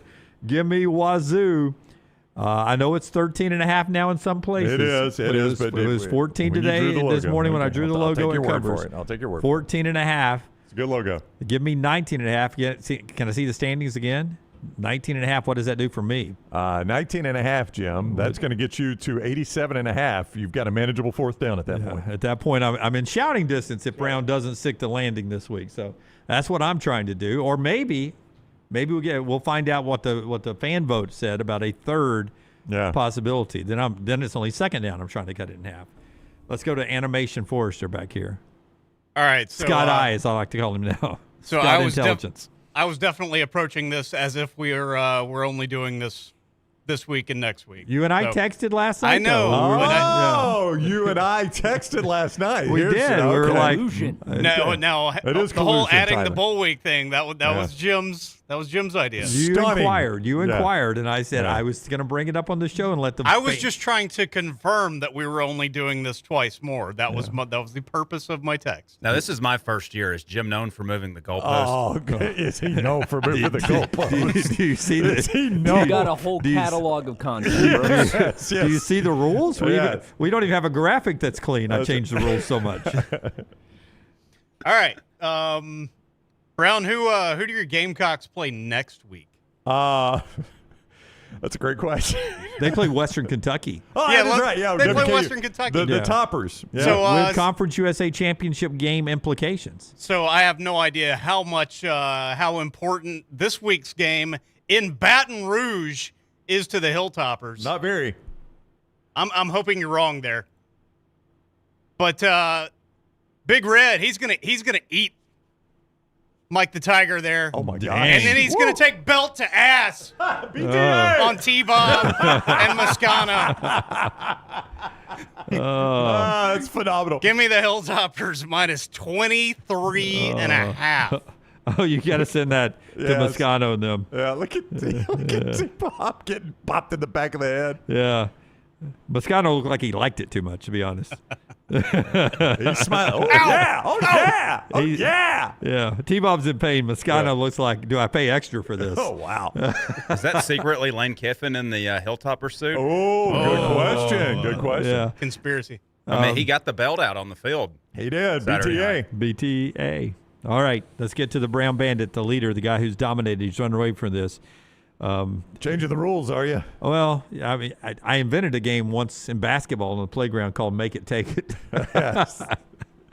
Yes, I don't play that. Hoke's got the biggest phone I've ever seen. But I don't know why. I don't know why that just jumped out at me. Nobody else can see it yet. I know. It's a big phone, Hoke. It's a big phone. Humble brag. Congratulations.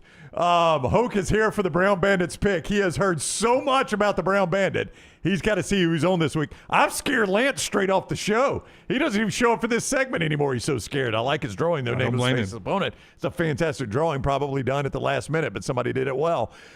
We are going to continue to try to win here for you. Another outright winner when I took the Navy, and a lot of people scoffed at that, but I took the Naval Academy against South Florida. Boom, winner, winner, chicken dinner. I am in the lead. I'm not even going to ask Scott to show the standings yet again because it's just going to show I've probably got an insurmountable lead. This week, I tried to draw what would have been the toughest logo in the Brown Bandits history. Toughest logo in the Brown Bandits history. I got halfway in and gave up. So I just simply drew the state. Tyler, I'm going to need you to help me for a second here. All right? If I say M-I-Z, you say Z. Oh, no. Tyler. Is it Z-O-U? That's right. M-I-Z. Z-O-U. M-I-Z. Z-O-U. Give me Mizzou. Plus the 7.5 as they take on Oklahoma in the border war. There goes another marker. In Columbia, Lance is not here to criticize toast. marker use. So Tyler and Scott are picking up the baton and running with it. 7.5 points is what I'm getting. But Tyler, 7.5 points, you know what? We don't need them! M-I-Z. Z-O-U. Give me Mizzou. Plus 7.5. Jim, they win outright. They end Oklahoma's. Oh, my God. Oklahoma. Alabama will roll. Wait, they don't roll tumors. No, Alabama fans will go to the strip. They'll go to the strip. They will strip on the strip if M-I-Z-Z-O-U wins this game outright. 7.5. Give them to me. This is how I got the lead. Another outright winner for you. Let them strip. That's what will happen. All right. When we come back, Justin Hokanson, who just watched practice. Is it Deuce? Is it Jackson? Hoke will talk to us about that. May squeeze in a little basketball. Definitely we'll talk coaching search with him. Before Brownie tells us about Odie's, I want to remind you that for Bama and Auburn fans, you need to enjoy the refreshing taste of Coke Zero Sugar. Game day deserves the great taste of Coke Zero Sugar because fan work is thirsty work, Brownie. Hey, right now, Jim, Odie's is who I'm going to tell them about. You're absolutely right. Tomorrow night is Wednesday night. That means it's trivia night at the Crestline Village location of Odie's. Lance and I will be out there. Next week is the Wednesday night before Thanksgiving is always the biggest one. If you want to have a party, next week is a great one. But swing by Odie's today, get that great lunch, the Diablo, the Rodney's Famous Cheeseburger, the Big Cup cocktails, either at Crestline Village in Mountain Brook or the Edgewood location, the brand new one in Homewood. But we'll be there for trivia at Crestline Village tomorrow night at 8 o'clock at Odie's Tavern. Hoke talks Auburn football next. Follow Brownie on Twitter and Instagram at Ryan Brown Live. Honey, a while back, life knocked me flat on my behind. I was hit by an 18-wheeler, and Lord of mercy, it left me hurting. Now, I heard through the grapevine that Alexander Shannara had recovered big money for some people. You been hurt? Can't work? Don't sit there suffering. Call my people at Alexander Shannara Trial Attorneys. Ain't gonna cost you a dime, so pick up the phone and dial 659-777-7777 or go to Shannara.com, because when I called, Alexander Shannara answered. Call me, Alabama. No representation made that the legal services provided are better than legal services provided by other attorneys. What are you waiting for? It's non-stop gaming action at Birmingham Racecourse Casino. Come play more than 900 of the latest and greatest games around, featuring fun bonuses and big jackpots. You can wager and win on horse and greyhound races from all over the world. There are more ways to win at Birmingham Racecourse Casino. Birmingham Racecourse Casino, located off I-459, exit 31, Derby Parkway. Must be 21 or older. Twin Peaks is the best in the game. Here, you're in the red zone for every college rivalry and divisional matchup all season long. I mean, where else are the scenic views as good as your view of the game? Only at Twin Peaks, the #1 sports bar. Hey, there's nothing worse than waking up to a plumbing problem. Don't get caught in a flooded house. Call the guys at Hemp Hill Services. Adam, Chad, and the team at Hemp Hill are the only ones I trust to fix it and fix it right the first time. Hemp Hill Services does it right and always at a fair price. For all of your plumbing, cooling, and heating needs, trust the name that Birmingham has trusted since 1954. That is Hemp Hill Services. Call now, 205-229-2090. That's 205-229-2090. Thanksgiving is here, and let the New York Butcher Shop be the place to get all of your holiday meal items. Their premium turkeys are fresh, free-range, and hormone-free. The New York Butcher Shop also has a wide selection of chef-prepared side items to help save you time in the kitchen. Pick up a bottle of wine, and your meal will be complete. Turkeys are selling fast, so place your order today. 2 locations to serve you, in Cahaba Heights and on Highway 119 in Greystone. The New York Butcher Shop. Rare quality, well-done service. Never miss anything from the next round when you listen on demand through the podcast platform of your choice. Apple, Spotify, iHeart, or Google Podcasts. Wherever you listen, always like, follow, subscribe, and turn on automatic downloads so you catch every part of the next round. Listen anywhere in the world at any time on the Next Round podcast feed and support the show by following, subscribing, and turning on automatic downloads on any podcast platform. Thanks for always making the next round a big part of your day. Hey, for all of your IT and printing needs, reach out to our friends at Xerox Business Solutions. Look, I'm still one of those old school guys. I print my notes every single day for the show. If you watch the show here on the Next Round, you see all the notes in front of me. From day one, Xerox Business Solutions, they've been with us here at the Next Round. Local for over 45 years. For all of your IT and printing needs, visit XeroxBusinessSolutions.com or call 205-969-3000. That's 205-969-3000. Catch up on all of today's Next Round on demand through the podcast platform of your choice. Apple, Spotify, iHeart, or Google Podcasts. Wherever you listen, always like, follow, subscribe, and turn on automatic downloads so you never miss any part of the Next Round. It's bow time. Tired of choosing between sweet and savory? Why not have both? Introducing Bojangles' new chicken and bowberry waffles. The bold Cajun chicken filet you love, now drizzled with a bowberry honey glaze and sandwiched between 2 warm waffles. Which means your favorite meal of the day just met your new favorite dish. And lucky for you, it's served all day. But it's only here for a limited time, so try chicken and bowberry waffles at Bojangles today. It's bow time. Jim Dunaway, Lance Taylor, Ryan Brown. Live from the Birmingham Racecourse Casino Studios, the Next Round, presented by Bud Light, is on now. Right, Justin Hokanson standing by this hour, brought to you by Champy's Chicken Always. Sterling and the crew on Highway 119 in Alabaster, perfect for tailgating if you're heading to Jordan Hare Stadium this week or next week. Take great Champy's Chicken with you. Brined overnight, cooked to order, hand-cut chicken fingers, the Mississippi Delta recipe tamales, it's all right there. With Sterling and the crew, Highway 119 in Alabaster, go see him in Champy's Chicken. All right, Justin Hokanson on 3 Sports is with us now from what appears to be just outside the Auburn Football Complex on a spectacular autumn day. What a gorgeous day you got down there. Hoke, how you been, buddy? Good, man. That's nice. Yeah, it looks like it. It looks like it. We just saw your report from inside Auburn practice where in the viewing period that the media was allowed, Deuce Knight was, I guess, in the at least early on in the place of the starting quarterback. I mean, do you think he's the starter Saturday if you had to guess right now? I don't know. I mean, I kind of just thought logic would say you start Jackson and then insert Deuce. But yeah, the 11-11 that we saw, which is kind of their tempo portion, Deuce was the first quarterback. Jackson was the second quarterback.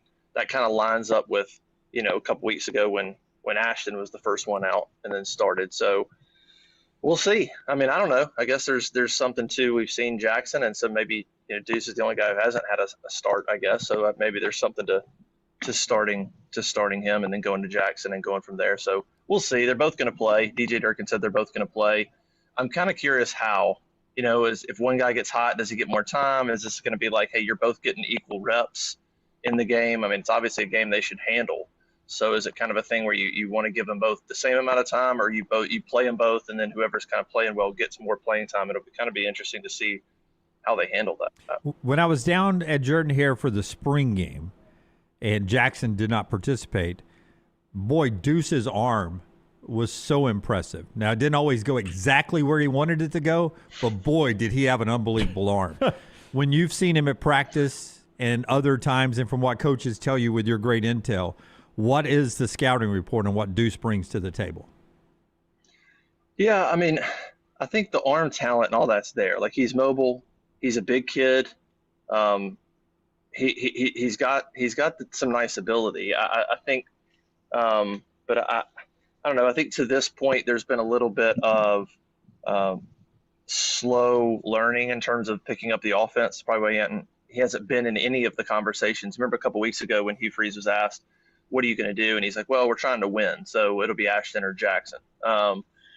So I think Deuce has got the ability, but yeah, I would say accuracy is still not always where it needs to be. I would agree with that. I think from a talent standpoint, you understand why he was a 5-star, but I by no means think that he is like surefire the guy, the future. He's a good talent, and he's the kind of talent you'd want to keep because he could develop into something special, but he's not there yet. So I do think like both those things are fair when it comes to thinking about Deuce. There's no guarantee he's going to be amazing, but I think he's got some God-given ability that not everybody has. And so I think, we'll see kind of how the game goes, and then we'll see how the offseason goes in terms of whether he stays or not. Justin Hokanson with us at _J Hokanson is where you find him on social media. You read him at On3 and a lot of what he will be doing in addition to his coverage of the football practices and games. The Iron Bowl coming up, the basketball season, is talking about the coaching search that is ongoing right now.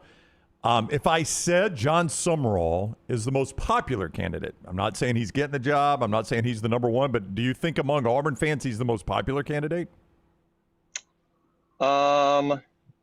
Him or Durkin. Okay. Him or DJ Durkin. Okay. I mean, yeah, the longer this is going on, I feel like the fans will find something wrong with all of them. The way it's going, I think they're just getting nervous. And so there's, but yeah, I would say him and Durkin are probably the most well-liked among the fan base anyway. Probably a similar thing among money people and boosters. I think there's a general consensus that both those guys are liked, and there's probably a fairly general consensus that those would be liked hires from the fan base and the boosters. Yes. What about Durkin do you think has made him, it seems like he's propelled up this list very, very quickly. What about it has made him do that, do you think? Well, I would probably say, number one, he's clearly a really good defensive coordinator. That's one. And so I think you're looking at it going, okay, if he's there, do you feel good about at least one side of the ball? That was Cohen's point to me when I talked to him last week, was he kind of said, hey, I like him as defensive coordinator. He's going to have to kind of convince me that if he's head coach, we won't fall off on defense because Cohen values him so much in the defensive coordinator role. So I think there's a belief that on one side of the ball, you'll be pretty good. I think the other thing working in Durkin's favor is he's a good recruiter. He's done a good job with boosters and people behind the scenes in terms of NIL and recruiting these kids. The kids like him, especially the guys on defense. And I think the thing working in his favor as well is like the roster retention standpoint. There's a lot of belief that keeping Durkin will hold the most of the roster.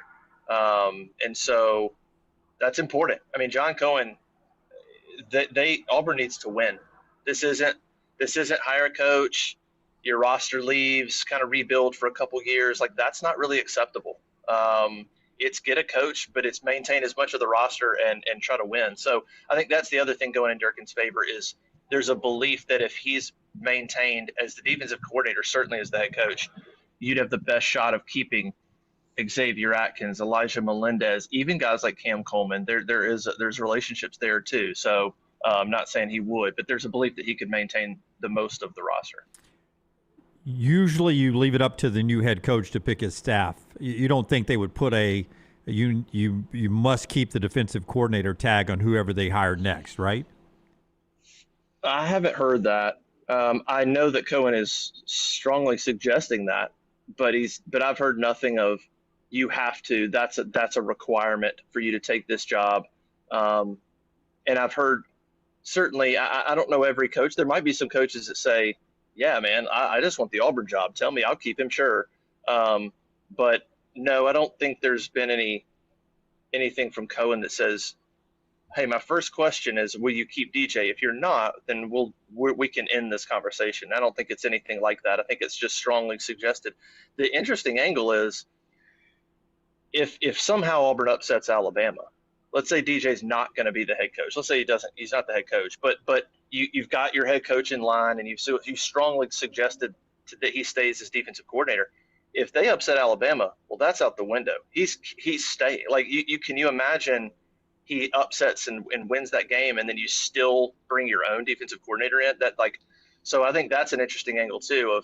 I would almost be like, listen, if we win that game, you actually don't have a choice. You are keeping DJ Durkin in that scenario. But you know this from dealing with coaches, Hoke. One thing they value is as much autonomy as they can get. And boy, you start behind the 8 ball in autonomy if you're already bowing down to you've got to hire this guy or you need to keep this guy.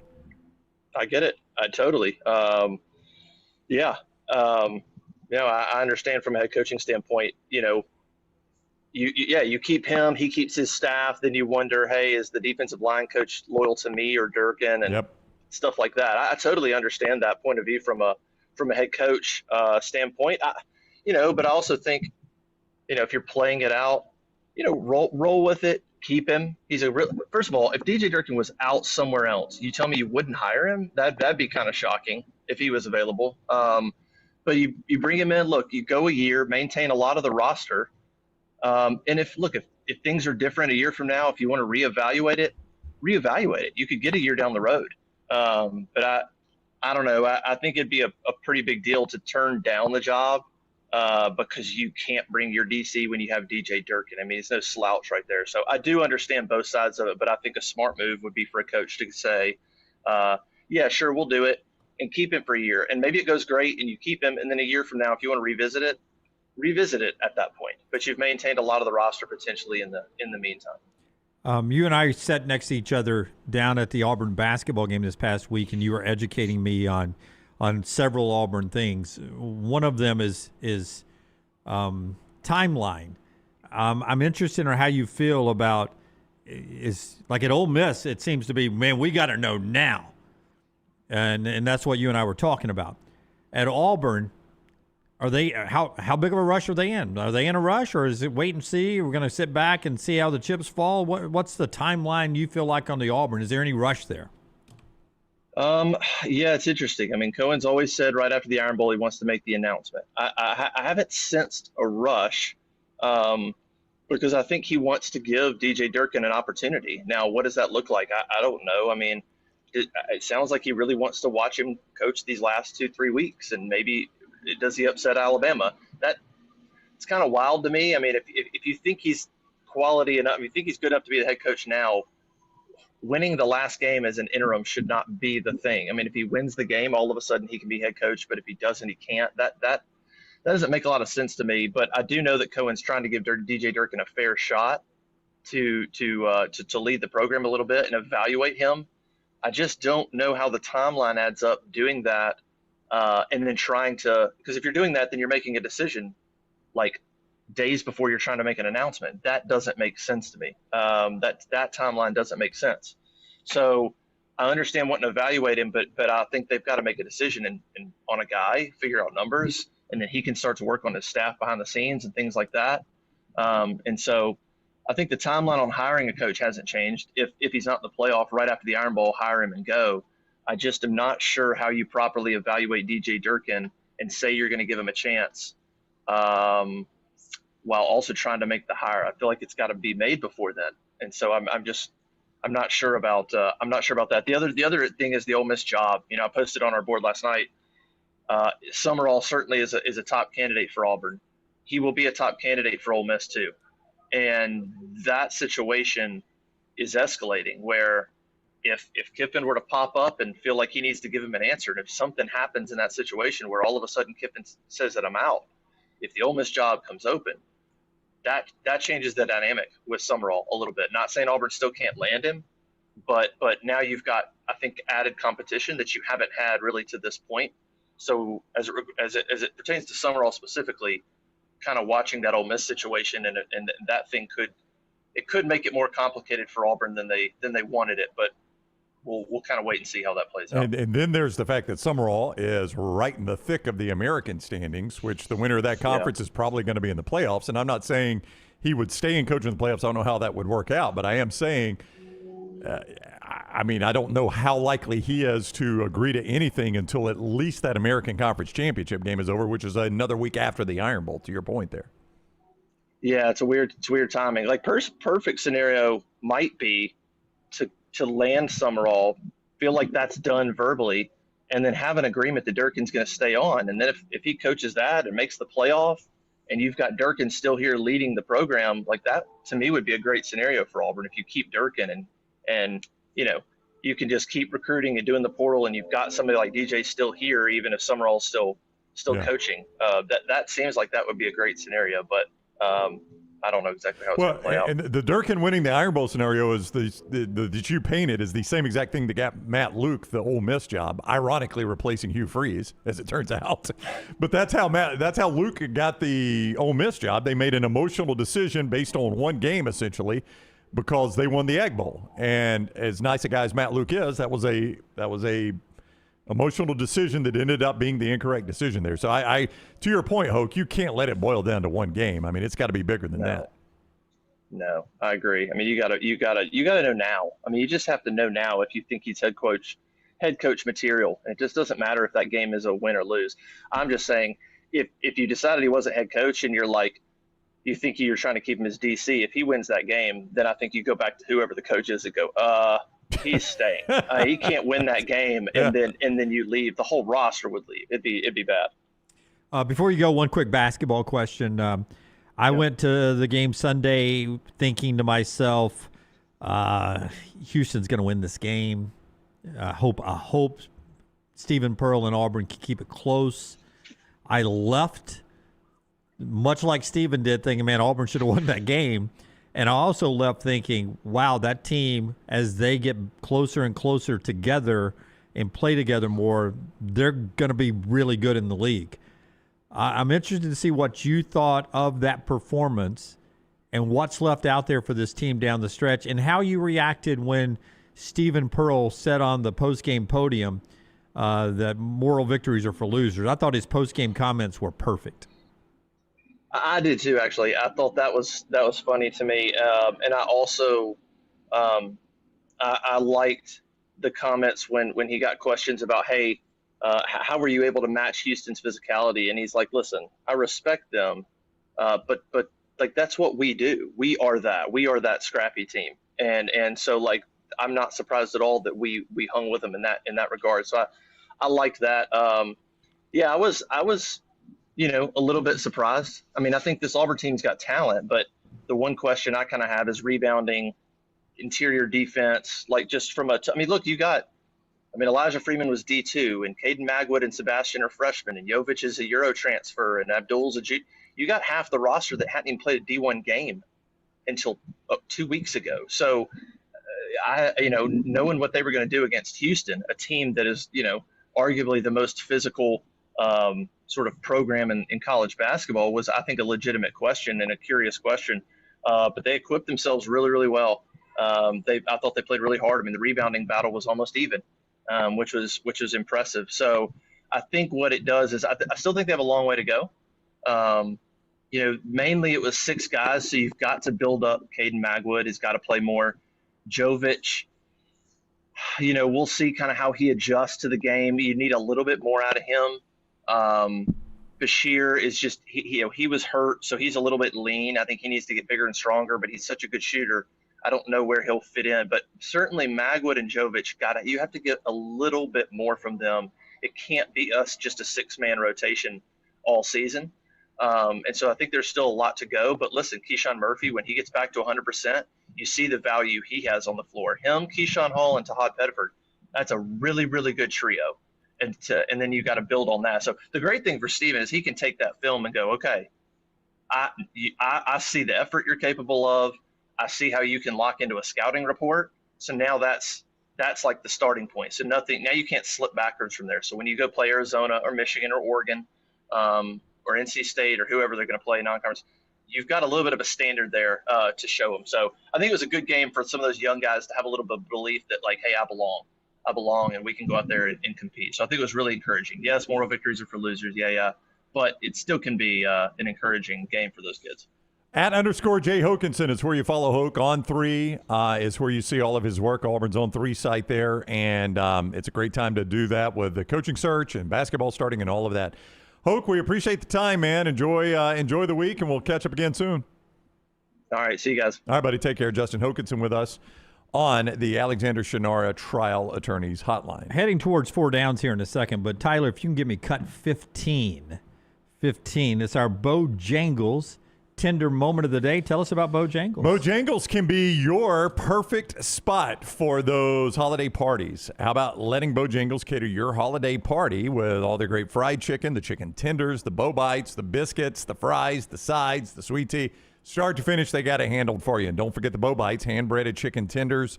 Bites there with the peach honey pepper dipping sauce. They are available right now at your local Bojangles.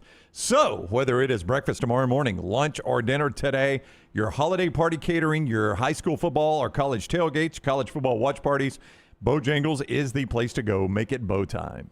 Okay, so here is Penn State interim head coach Terry Smith. They get the win this past week, his first as the interim head coach, and his post-game ceremony. Now, sometimes these interim coaches never have a chance ever to be a head coach again. And they're doing it for, it's their job to do it.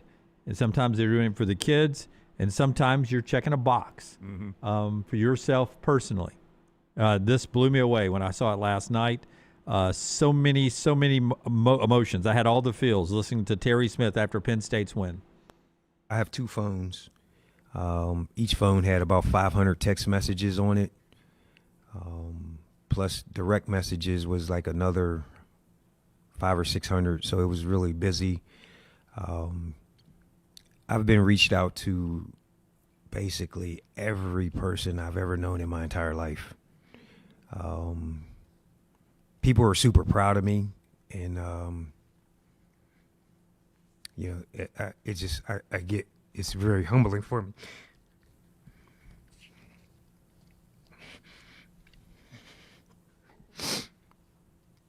And I'm just so blessed.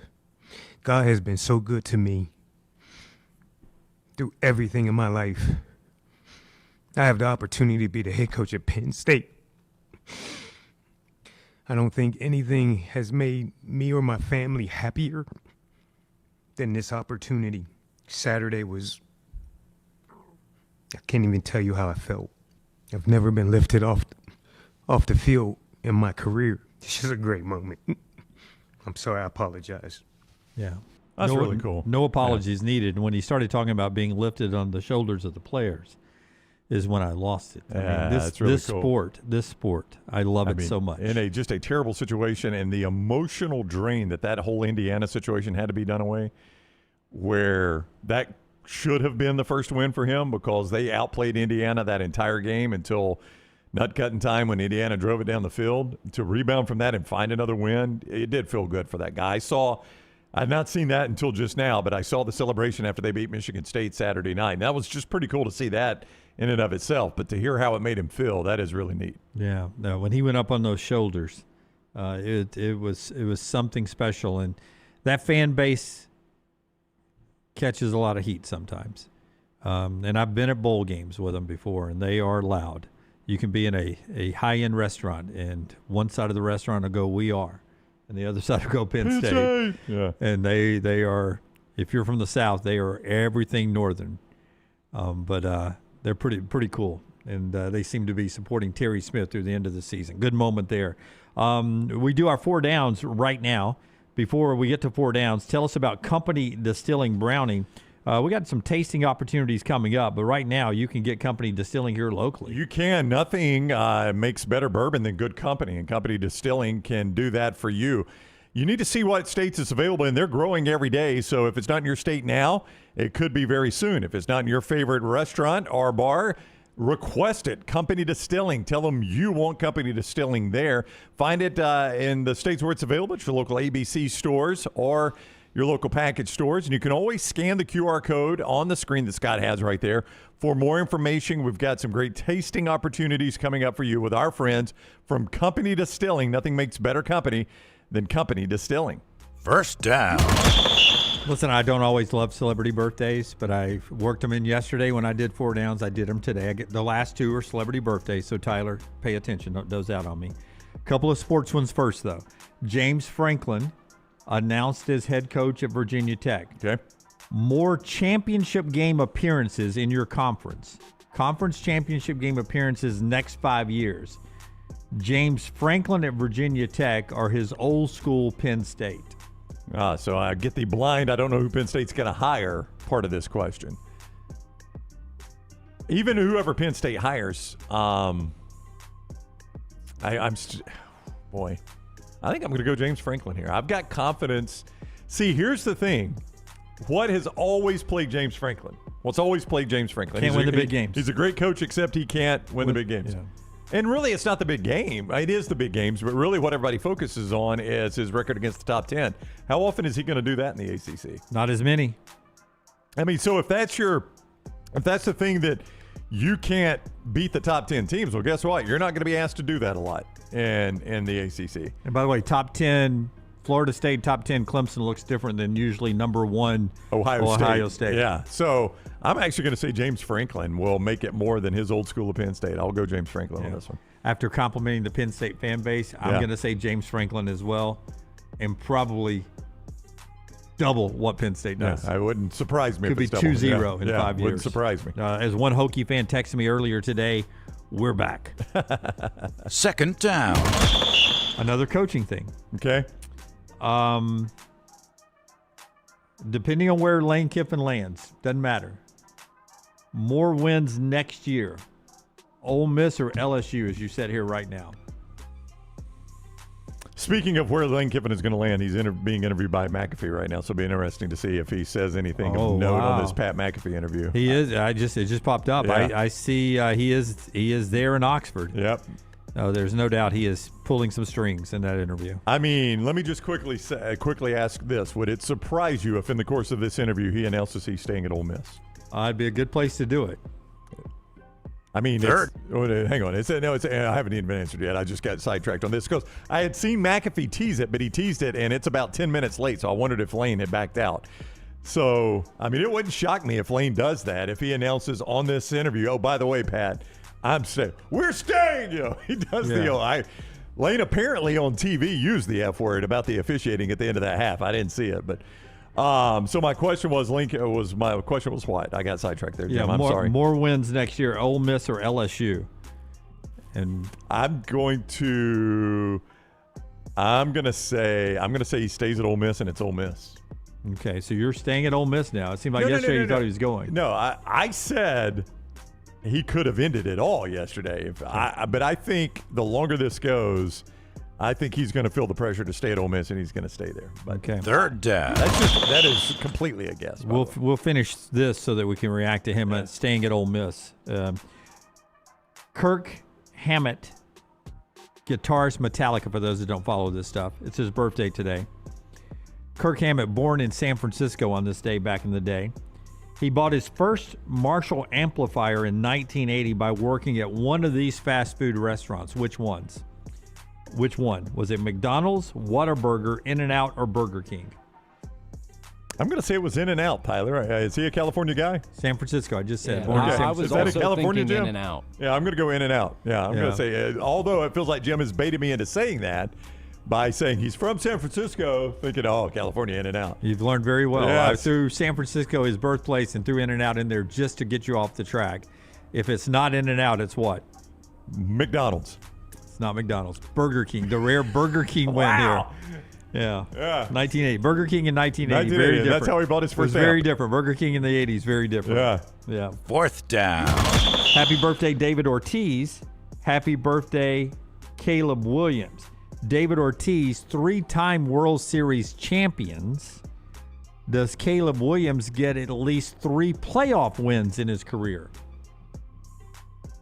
3-time world champion David Ortiz. Does Caleb Williams get at least 3 playoff wins in his career? See, I'm not comparing who's going to have the best careers. No. These are it's Ortiz. These are realistic things. 3 playoff wins. That's doesn't sound like a lot. It doesn't, but I mean, you go back and look at how many quarterbacks get that as a starter. It's not a ton. If your team's not in the playoff a lot and doesn't win a lot when they get there, that's right. I think I would say no to Caleb Williams' career getting 3 playoff wins. I'm just betting the odds right there. They're one of the more talked about teams in the NFC right now. They play awful for like 58 minutes and they get their crap together for the last 2 minutes and win all these games. But I don't think it's going to lead to 3 playoff wins in his career, so I would say no to that. That's our 4 downs today. Before I tell you about the Pan Store, Adam Rittenberg, who's watching the Pat McAfee show, says that Lane Kiffin just told McAfee that Ole Miss AD Keith Carter was in my hot yoga class just this morning. Keith's not going to let him get away, is he? I'll go everywhere he goes. Keith, so we need you to go everywhere he goes. Okay. So that means Keith was standing somewhere on the outer edge of 2 women. Sweating. If they took a picture. Sweating. McAfee right now asking Lane about the ultimatum. Yep. And he is calling somebody into the shot right now. What if he signed the contract right here? I mean, that would be amazing. Is that Trinidad Chambliss? Yeah. Wouldn't that be amazing TV if he literally signed the contract like, all right, Pat, I thought you were going to ask me about this. I'm going to put all this discussion to the end. Here's my Ole Miss contract. We're going to sign it live. Yeah. I almost want to hang here through the interview to see if it happens. Yeah, the funny thing is we can't hear a word that's being said. We're just judging from hand motions and what people are sending. Oh, it's Keywan Lacey. Keywan Lacey, I could not tell. 231 yards, as the graphic says. He does say, according to Pete Thamel, he tells Pat McAfee, a report of an ultimatum on a decision is absolutely not true. So he denies that there is any sort of ultimatum. Of course, he had Keywan Lacey ready to bring in to change the subject very quickly, if you'll notice. Yeah. But he does say he has not been given an ultimatum. Yeah. If McAfee asks another bad question, if Trinidad Chambliss then walks in, it'll be hilarious. Have you met my daughter, Layla? All right. Good stuff. We'll find out if he does anything extra in that interview and update everyone on that is unable to make it to a TV right now. Lane Kiffin on McAfee may be spilling the beans on his coaching future. All that when we come back. The Pan Store keeps you ready for the holidays. A chance for you right now to buy some holiday gifts for the Alabama or Auburn fan in your life. Alabama and Auburn polos, hats, quarter zips, famous name brands like Horn Legend, Cutter and Buck, Antigua, Gentile. Nothing says War Eagle or Roll Tide like the Pan Store. And great for the ladies as well. You got rompers and dresses. You got boots and you got sneakers, platforms and more. Free alterations, free gift wrapping, Huntsville, Auburn, Birmingham, Tuscaloosa, and anywhere in the country. Panstore.com, panstore.com. Follow Dunaway on Twitter and Instagram at Jim Dunaway. Honey, a while back, life knocked me flat on my behind. I was hit by an 18-wheeler, and Lord of mercy, it left me hurting. Now, I heard through the grapevine that Alexander Shannara had recovered big money for some people. You been hurt? Can't work? Don't sit there suffering. Call my people at Alexander Shannara Trial Attorneys. Ain't gonna cost you a dime, so pick up the phone and dial 659-777-7777 or go to Shannara.com, because when I called, Alexander Shannara answered. Call me, Alabama. No representation made that the legal services provided are better than legal services provided by other attorneys. All right. It's a beautiful day for football here at the stadium, and we're just about ready for kickoff. Score 0-0. And suddenly, I'm in the mood for a Coke Zero Sugar. Real Coke taste, zero sugar. Now that's a winning combo. Yeah, crisp, refreshing. That hits the spot. When it comes to great taste, Coke Zero Sugar's always on the scoreboard. Coke Zero Sugar. Real Coke taste, zero sugar. Remember the name Way to Wellness if you're battling weight loss in your life. I'm Jim Dunaway from the Next Round. There was a time I was over 216 pounds until Way to Wellness helped me lose 45 pounds, and now for over 2 years, they've helped me keep that weight off. Here's their website, aplanforme.com, aplanforme.com. That's a great name for a website because there's no cookie-cutter plan. Everything is designed specifically for you. No contract, no sign-up fees, and your first consultation is free at Way to Wellness. Twin Peaks is the best in the game. Here, you're in the red zone for every college rivalry and divisional matchup all season long. I mean, where else are the scenic views as good as your view of the game? Only at Twin Peaks, the #1 sports bar. Next Round shirts, Next Round hoodies, and Next Round hats all in one place, nextround.store. Find your favorite piece of gear from your favorite show and put it in your rotation. You never know, you might be in one of our videos showing Next Round gear being worn all over the world. Find all of your favorite Next Round gear by visiting nextround.store. Place an order for you and that big Next Round fan in your life at nextround.store. Look your best at work, at school, at the stadium, or anywhere you go wearing Next Round gear from nextround.store. Thanksgiving is here, and let the New York Butcher Shop be the place to get all of your holiday meal items. Their premium turkeys are fresh, free-range, and hormone-free. The New York Butcher Shop also has a wide selection of chef-prepared side items to help save you time in the kitchen. Pick up a bottle of wine, and your meal will be complete. Turkeys are selling fast, so place your order today.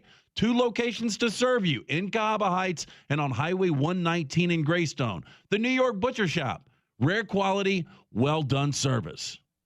Hey, let me tell you about our friends at Urology Centers of Alabama. Compassionate and comprehensive urological care with 35 physicians, 17 locations across Alabama. Their patient-centered approach to all of your urological needs. Remember, they've got that new men's health center. It is beautiful, helping men with a wide range of sensitive male issues in a comfortable environment. You can always go online, visit urologycentersalabama.com, schedule an appointment with one of their many urologists today.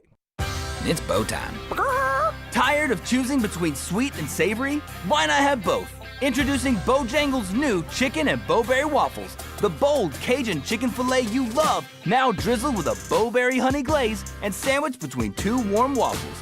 Which means your favorite meal of the day just met your new favorite dish. And lucky for you, it's served all day. But it's only here for a limited time, so try chicken and bowberry waffles at Bojangles today. It's bow time.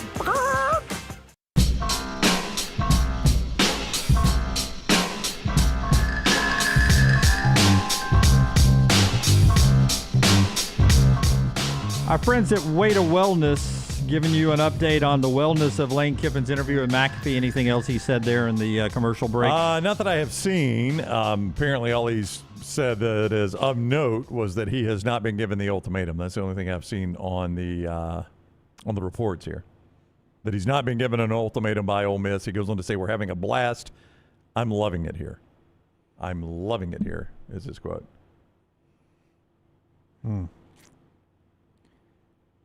I'm trying to think of how you would misinterpret it, how you would spend an ultimatum, but not wanting to call it an ultimatum. I mean, maybe it's being overplayed as an ultimatum, but obviously, if you're the AD, you want an answer. You need an answer. I would think so. I mean, they got to know their path forward. Though, they're not. I will tell you, I've been in a situation before where, one person can say, "No, I want the answer now." Yeah. Well, if you want the answer now, then I'm leaving. Yeah. I said I'd love to have more time to think about it. Right. But if I want the answer now, then I'm leaving. And then the person goes, "Well, take some time to think about it." Yeah. Don't leave. If I am not mistaken, I don't think Ole Miss has a path to Atlanta. I think all Ole Miss can do is factor into the tiebreaker between Alabama and Georgia. Because of the head-to-head. Yeah. Well, yeah, because there is no head-to-head. Yeah. They factor into the tiebreaker if they beat Mississippi State and Alabama beats Auburn. But like if Texas A&M lost and Alabama lost, Georgia blocks Ole Miss because of the head-to-head. Not necessarily. No. Okay. It's got to get down to 2 teams for it to be head-to-head. Now, if A&M loses, that does throw a wrench in this. I don't know how that impacts it. But I think as long as it's Alabama, Georgia, and Ole Miss doesn't have a path forward because I think most, if not all, the scenarios either favor Georgia or Alabama. If Alabama loses the Iron Bowl, the head-to-head is very easy. Georgia beat Ole Miss, so that's a game. So my point, and Georgia does not have another conference game left, so the worst Georgia can do is be a one-loss conference team. My point there is, I mean, really, you've got only the Egg Bowl, and then you've got forever off until a college football playoff game. So I understand talking about an ultimatum, but ultimately you've got plenty of time to move on to your interim. It's not like you got to do it before the Egg Bowl. I sort of would like my coaching staff that's going to be coaching during the playoffs to have a game under their belt. 100% agree. 100% agree with that, but, this is obviously not an ideal situation if he's leaving you before the playoffs. It's not. Hence why I would want them to coach a game one time just to get a feel for it. But I also don't want to piss the guy off that I might be able to keep who's got my program in the college football playoffs. Hey, by the way, Kirby Smart's having a great soundbite week. Can be cut 14. Show being brought to you today by our friends at Way to Wellness, your journey to healthy living. Leslie, her board-certified team can take care of you. I know it's time when we start thinking about overeating for Thanksgiving. But it's never too early to start thinking about beaches and lakes of 2026, spring and summer of 2026. You can do that with our friends at Way to Wellness, aplanforme.com. Jumpstart your weight loss, lose some weight, get into better shape, maybe control a little sleep apnea, your diabetes, whatever.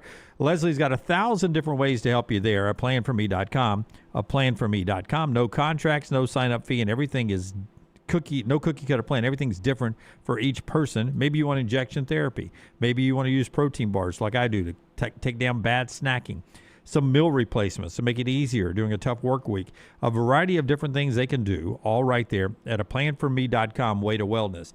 Kirby Smart. Remember what he said after the win over Texas? Some people just want checks. Mm-hmm. He wasn't saying Texas, but he was hinting Texas. Some people just want checks. They don't want physicality. He gets a follow-up question about how do you coach physicality, man, in this day and age? How do you keep people from leaving physicality? Great answer here by Kirby Smart. You talked about after the game, guys wanting a check. You don't have guys that just want to check. You have guys that want to play physical. If you have really hard physical practices, how do you balance keeping kids from saying, this is just too much, I'm ready to hit the portal, I'll go somewhere else where it's easier? But you still have to make them physical, so you have to kind of put them through that grind. How do you balance it? We schedule them. The ones that want to leave, we schedule them. We try to get them on the schedule because when they want to leave because they're not physical, that means they're probably going to a place that's not physical. We like those places. We like to play them. We prefer them, actually, if you can get them on the schedule. So it's one of those deals that you don't run from hard in life. You run from hard in life, you'll find more hard. Oh, just a great answer. It is. If you run from hard in life, you find more hard. The easy way is never easy, but a guy that leaves to go somewhere else because it's too physical here, we schedule him. We try to get that kid's new location on our schedule because he's going to a soft place. Okay. Well, their schedule this year was Marshall, Austin Peay, Charlotte. Their schedule next year is Tennessee State, Western Kentucky, Louisville. They got a lot of Clemson coming up. Okay, so those guys running to Clemson, is that who we're talking about here? I don't know. They got a lot of Clemson coming up. Well, they got Florida State. I don't know if they've lost guys to Florida State. They're out of conference in 2027 at Florida State, host Louisville at Georgia Tech. That's a fun little out of conference right there. Florida State, Louisville, Georgia Tech. If they keep that in 2027, that's a good out of conference. Hey, that's a 9-game SEC schedule where their other 3 games are ACC games. So they play 9 SEC games and 3 ACC games. I mean, I'll give Georgia credit. That's a better schedule than most people are going to play. I agree. One more thing from Lane Kiffin before we get to trash. Cut 17. Is Ole Miss a blue blood now or not? Now, definition of blue blood, you sort of inherited. You've been powerful all the time. Mm-hmm. So he gets asked after the game the other night, as he's debating Florida. I don't know if you consider them blue blood or not, or LSU. I don't know if you consider them blue blood or not. But they've won a lot of championships in modern day college football. So Lane gets asked about, what have you done here at Ole Miss? Do you put this in the blue blood category? Lane, you praised tonight's environment. since you got here to now, do you believe this Ole Miss fan base and program has kind of risen to the occasion to be respected and revered as a kind of blue blood or elite program? Was today? Were you here last week? No, that they answered the call today, and they having some big games for us, and that's been critical. I'm just telling you, when you run out there and I just think it's a big deal, especially the way we face. And you run out there and that thing's half full. It's just it's a different energy that it creates for your players. So tonight being full at kickoff and they stayed, is really, really important. It's those kind of comments is why people think he leaves.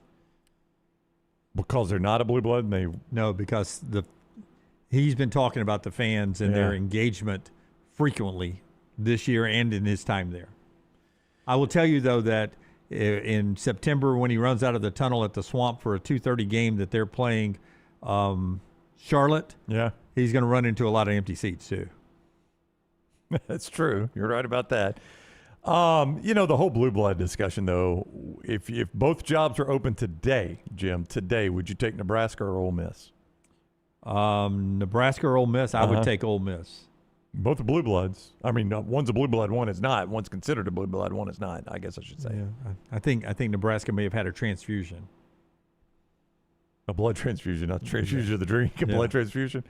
But that's the point. You're not guaranteed to be blue blood forever. So if you were a blue blood. And by the way, these two openings I would not call blue bloods. LSU and Florida, they're not. They're new money, which is a good place to be. New money spins too. But they aren't blue blood, so it's not like he's choosing to go to a historically great program. He's not. He's choosing to go to a program that Nick Saban unlocked and Steve Spurrier unlocked. And once they did, there's tons of potential. But they are far from great historical programs. Let's get to trash today, brought to you by our friends at Hemp Hill. If it's not running right, flowing right, or draining right, our friends at Hemp Hill can help you out. Whether you're experiencing plumbing, heating, or cooling issues at your home or your business, don't forget, if you've got a big business, small business, they handle that too, not just your home.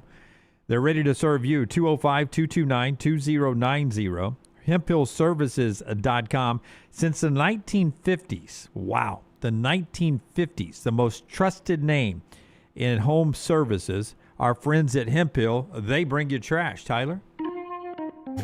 Congratulations, The Cure Rock and Roll Hall of Fame inductees 2019. Are you as excited as I am? By the sounds of it, no. LT's Trash is presented by Bud Light. Easy to drink, easy to enjoy. Our friends at Bud Light. We start with a new movie. Tyler will have this in his viewing menu at some point, I would presume. La Boo Boo. The plush toy line of scruffy, cute, ugly monsters could be headed to the big screen. Tyler, you don't even have to ask me in the viewing menu. I have passed on seeing this. Sony Pictures. Well, it's a movie, so I assume so. Yeah. Oh, wow. A little shot at me. Sony Pictures, home of the Jumanji movies, and via the animation division, K-pop Demon Hunters, one of my favorites. Oh, yes. Has picked up the screen rights to the Chinese doll brand with the aim of making a movie and, in success, launching a franchise. Now, what do you need to make a movie? There are two. A camera? A camera. That's very important. Well, I guess not. You can do it on a computer if you want to. Merchandise. Okay, you do need merchandise. They've got that. I assume they can find a camera. Actors? A producer. They don't have one of those. A filmmaker. They don't have one of those. Those two things sound important to me. I've never made a movie. Money? You need money? Money. So they don't have that yet. The deal just signed this week. It's also too early to tell whether a potential movie will be live action or animated. I'm going to bet on animated on this one. Sony has had no comment. In case you don't know what the Labubu's are, they're designed by a Hong Kong-born European-based artist, Cassing Lung. They are initially made by How To Work as part of the line of monster figurines. They took off when Chinese retailer Pop Mart took over making and selling them in 2019. They were a sensation first in Southeast Asian markets before taking the rest of the world by storm. They're one of those hot toys that nobody will want in 2 years. But now they can't keep them on shelves probably at Christmas, if I had to guess. Oh, resale prices are already dropping. This is the quickest fad I've ever seen. Yeah, it's as the story you gave me points out, Tyler. It's the fad like Beanie Babies. Remember when Beanie Babies, people couldn't get their hands on them? And Hello Kitty, the same way. There was a famous divorce case where the judge had to, they had to agree on how to split up the Beanie Baby collection. Wow. Because they were looking to invest in them, and then they became trash. Yeah, I remember when Beanie Babies were hot, and this is how long ago it was when they were super hot. I was still living in Anniston at the time, and I haven't lived in Anniston in 25 years. I was still living in Anniston, and I knew some people that owned a toy store, and they would literally get a shipment in. People would find out when the shipment came in. They would show up at the store that day, wipe them clean out, and they would have to get a new shipment in. That's how hot they were. That's in Anniston, freaking Alabama. I can't imagine in bigger cities what it was like. But, I mean, people were buying them as quick as the shipment showed up. I mean, my buddy was like, if we could just open the back of the truck, we could sell them off the truck. We tell people, you at least got to wait for us to get them in the store and inventory them so we know what we're selling you. And that lasted like 30 seconds. Wow. Same thing with Labubu. We go to Montana next. A motorist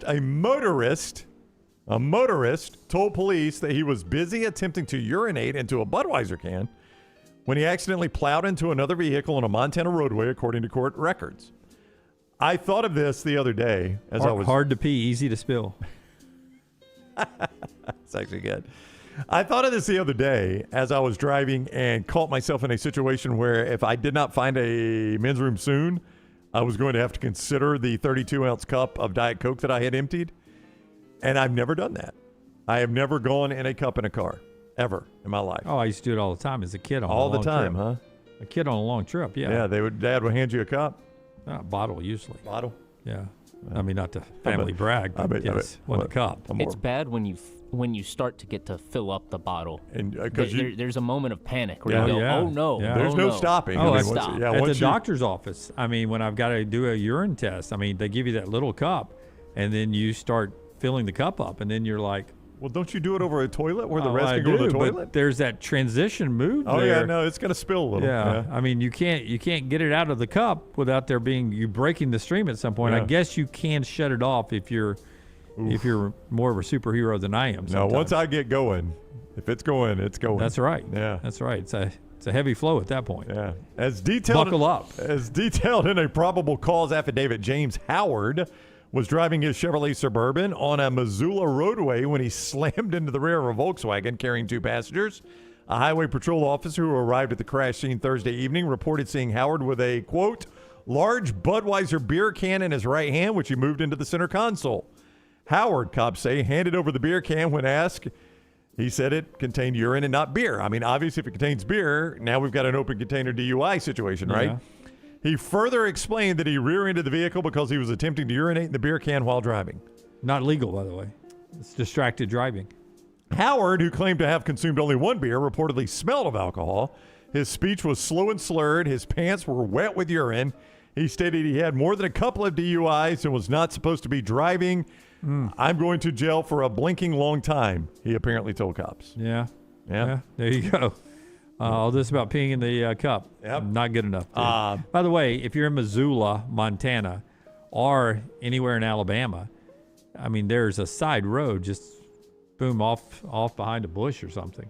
I've gone on the side of the road a 1,000 times as a kid, and even as an adult, I've gone on the side of the road. I've never gone in a cup. Yeah. But yeah, you're right. You're driving to Missoula, Montana, pull to the shoulder, jump over in the woods, and let it rip. If a service station is closed, you can run behind the service station. Yeah, they got a wall you can pee on. I've done that. Yeah. Not necessarily the wall, but the ground behind a wall. Yeah, Wall. somewhere back there. Yeah. Golf course, jump in the woods all the time. Yeah. A car wash, one of the old school car washes that nobody's using. Oh, I've never done that. Just down right down the grate? drain, yeah. Wow. Yeah, right down the How do you drain. know they don't reuse that water at the car wash there? Oh, I never thought of that. Yeah, I don't think they do, but if they did.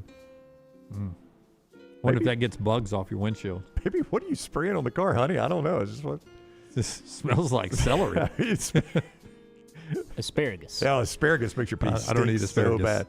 Well, it makes your pee stink. I can go ahead and tell you. Man stole almost, here's another one of those things that's a hot fad, almost $10,000 worth of Pokemon cards from NFL legend Tom Brady's store in New York. Police have yet to track him down. Over the last few years, the trading card hobby has boomed in popularity once again. Pokemon cards, sports cards, and everything in between have skyrocketed in price, with a number of celebrities and entrepreneurs getting involved. Six-time Super Bowl winner Tom Brady has been right at the front of that, too. The former New England Patriots quarterback has spent big money on rookie cards of himself and finally signed incredibly exclusive cards along the way. He's also purchased a stake in a set of card shops, Card Vault. 9 dotted across the United States. They stock high-end cards, making them a bit of a target.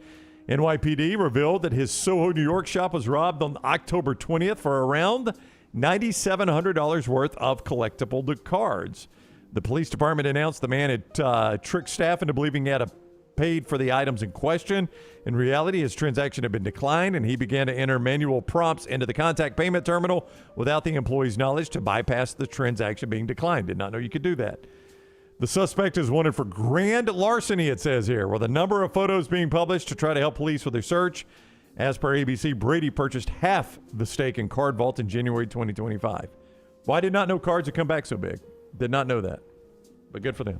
Oh, yeah. They're making trading cards with everything now. I saw somebody selling a pack of SpongeBob SquarePants trading cards the other day. And what were they? I mean, were they selling them for a lot, you think? Do you know? A few $100s for some of them I saw, and then they wanted some exorbitant amount for like a limited edition holographic Squidward card. Yeah. But I don't know what the demand on that I guess everything cycles back around at some point. So Brady basically is putting his name on everything now. Apparently so. But, I mean, he owns half of Card Vault. And as you can see, if you're watching us on the photo, his name is right there on the sign, Card Vault by Tom Brady. I would say that is the only time he's ever touched a Pokemon card. I would have to agree with you. You think he knows taking that picture? You think he knows how to run that pricing gun? Like if they're like, Tom, we need you to go price all the NFL cards over there. Okay. Just have to point out the back room is laughing because Jim said Pokemon card. Pokemon. Oh, I thought I said Pokemon. Pokemon? No, I didn't say Pokemon. Pokemon? You have now. Pokemon? Definitely Pokemon. Pokemon. That's a different kind of card. Yeah. Finally, a stunt attempt on China's Tiananmen Mountain has gone viral. I remember Tiananmen Square. I remember the square. I didn't know there was a mountain. Different. This is Tiananmen Mountain. You're right. I read it incorrectly. Tiananmen, a different place than Tiananmen. Yes. Better history. It is a better history. I remember that moment vividly, though, as a kid, by the way. A stunt on China's Tiananmen Mountain has gone viral after an SUV slid backwards down the famous 999 steps. Oh, I've seen this. And I've also seen the commercial where the car drives up it, and it clearly says on the commercial, do not attempt professional driver. Dang, they damaged the wall. Oh, did they? Yeah. The incident happened November 12th when Chevy, one of China's largest automakers, was this was actually a commercial, filming a promotional video for its new SUV. Wait, say it again. Chevy? Cherry. Have I read anything right in this? I was about to say. Sorry. Chery, one of China's largest automakers, was filming a promotional video for its new SUV. I'm not even going to try to say the name of the SUV. I'll get that wrong, too. Footage captured at the site shows the car inching up the iconic stairway to heaven before losing momentum and rolling downhill, damaging the guardrail, Jim. You're right. And shocking bystanders. The moment instantly drew comparisons to Range Rover's Dragon Challenge, which used the same location and became one of the brand's most iconic marketing stunts. Viewers were quick to place the two clips side by side, sparking jokes about copying the test and pulling off the wrong ending. Yeah, Range Rover, a British vehicle? That is correct. Same people that make the Jaguar. So the Allieds 1-0 versus Stairway to Heaven, and Chery, the off-brand Chevy in China, not doing well. I do notice that it does look a lot like Chevy. I would imagine they copied that, right?